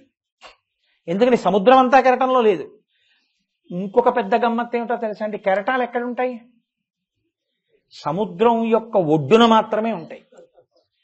సముద్రం లోపలికి వెళ్ళి చూస్తే ఓడలో కెరటాలు ఉండవు. ఈ కెరటం పైకి లేవడం సముద్రంలోనే ఉండి, సముద్రంలోనే పైకి లేచి, సముద్రంలోనే ప్రయాణించి, సముద్రంలోనే పడిపోయినట్టు కెరటం ఈశ్వరుడి యందు పుట్టి, ఈశ్వరుడి యందు పెరిగి, ఈశ్వరుడి నందు పడిపోయేటటువంటి మనం నేను వేరు అన్న భావనతో కెరటం అని పేరెట్టుకున్నాం. సముద్రము నుండి కెరటము వేరు కాకపోయినా కెరటమని పేరు పెట్టుకున్నట్టు, ఈశ్వరుడు లేనిదే లేని మనం వేరుగా ఉన్నామనుకుని కెరటం అనుకుంటున్నాం. ఈ భావన ఎప్పుడు లేదు? లోపలికి వెడితే లేవు కెరటాలు. మీరు బాగా లోపలికి వెళ్ళి విచారణ చేస్తే కెరటాలు లేవు, సముద్రమే ఉంది, ఈశ్వరుడే ఉంది. లోపల ఆత్మ చైతన్యం ఒక్కటే ఉంది జ్ఞానం చేత. కానీ కాబట్టి శంకరులు ఎంత గొప్పగా సమర్థిస్తున్నారో చూడండి. సాముద్రోహి తరంగ క్వచన, క్వచన అంటే నెవర్, ఎప్పటికీ. క్వచన సముద్రో న తారంగ, తరంగంలో మాత్రం సముద్రం లేదు. మీకు ఇంకా బాగా అర్థం అవ్వాలి అంటే నేను ఒక ఉదాహరణ చెప్తాను. ఒక బంగారంతో వస్తువులు తయారు చేసేటటువంటి కొట్టు యజమాని ఒక ఆయన ఉన్నాడు.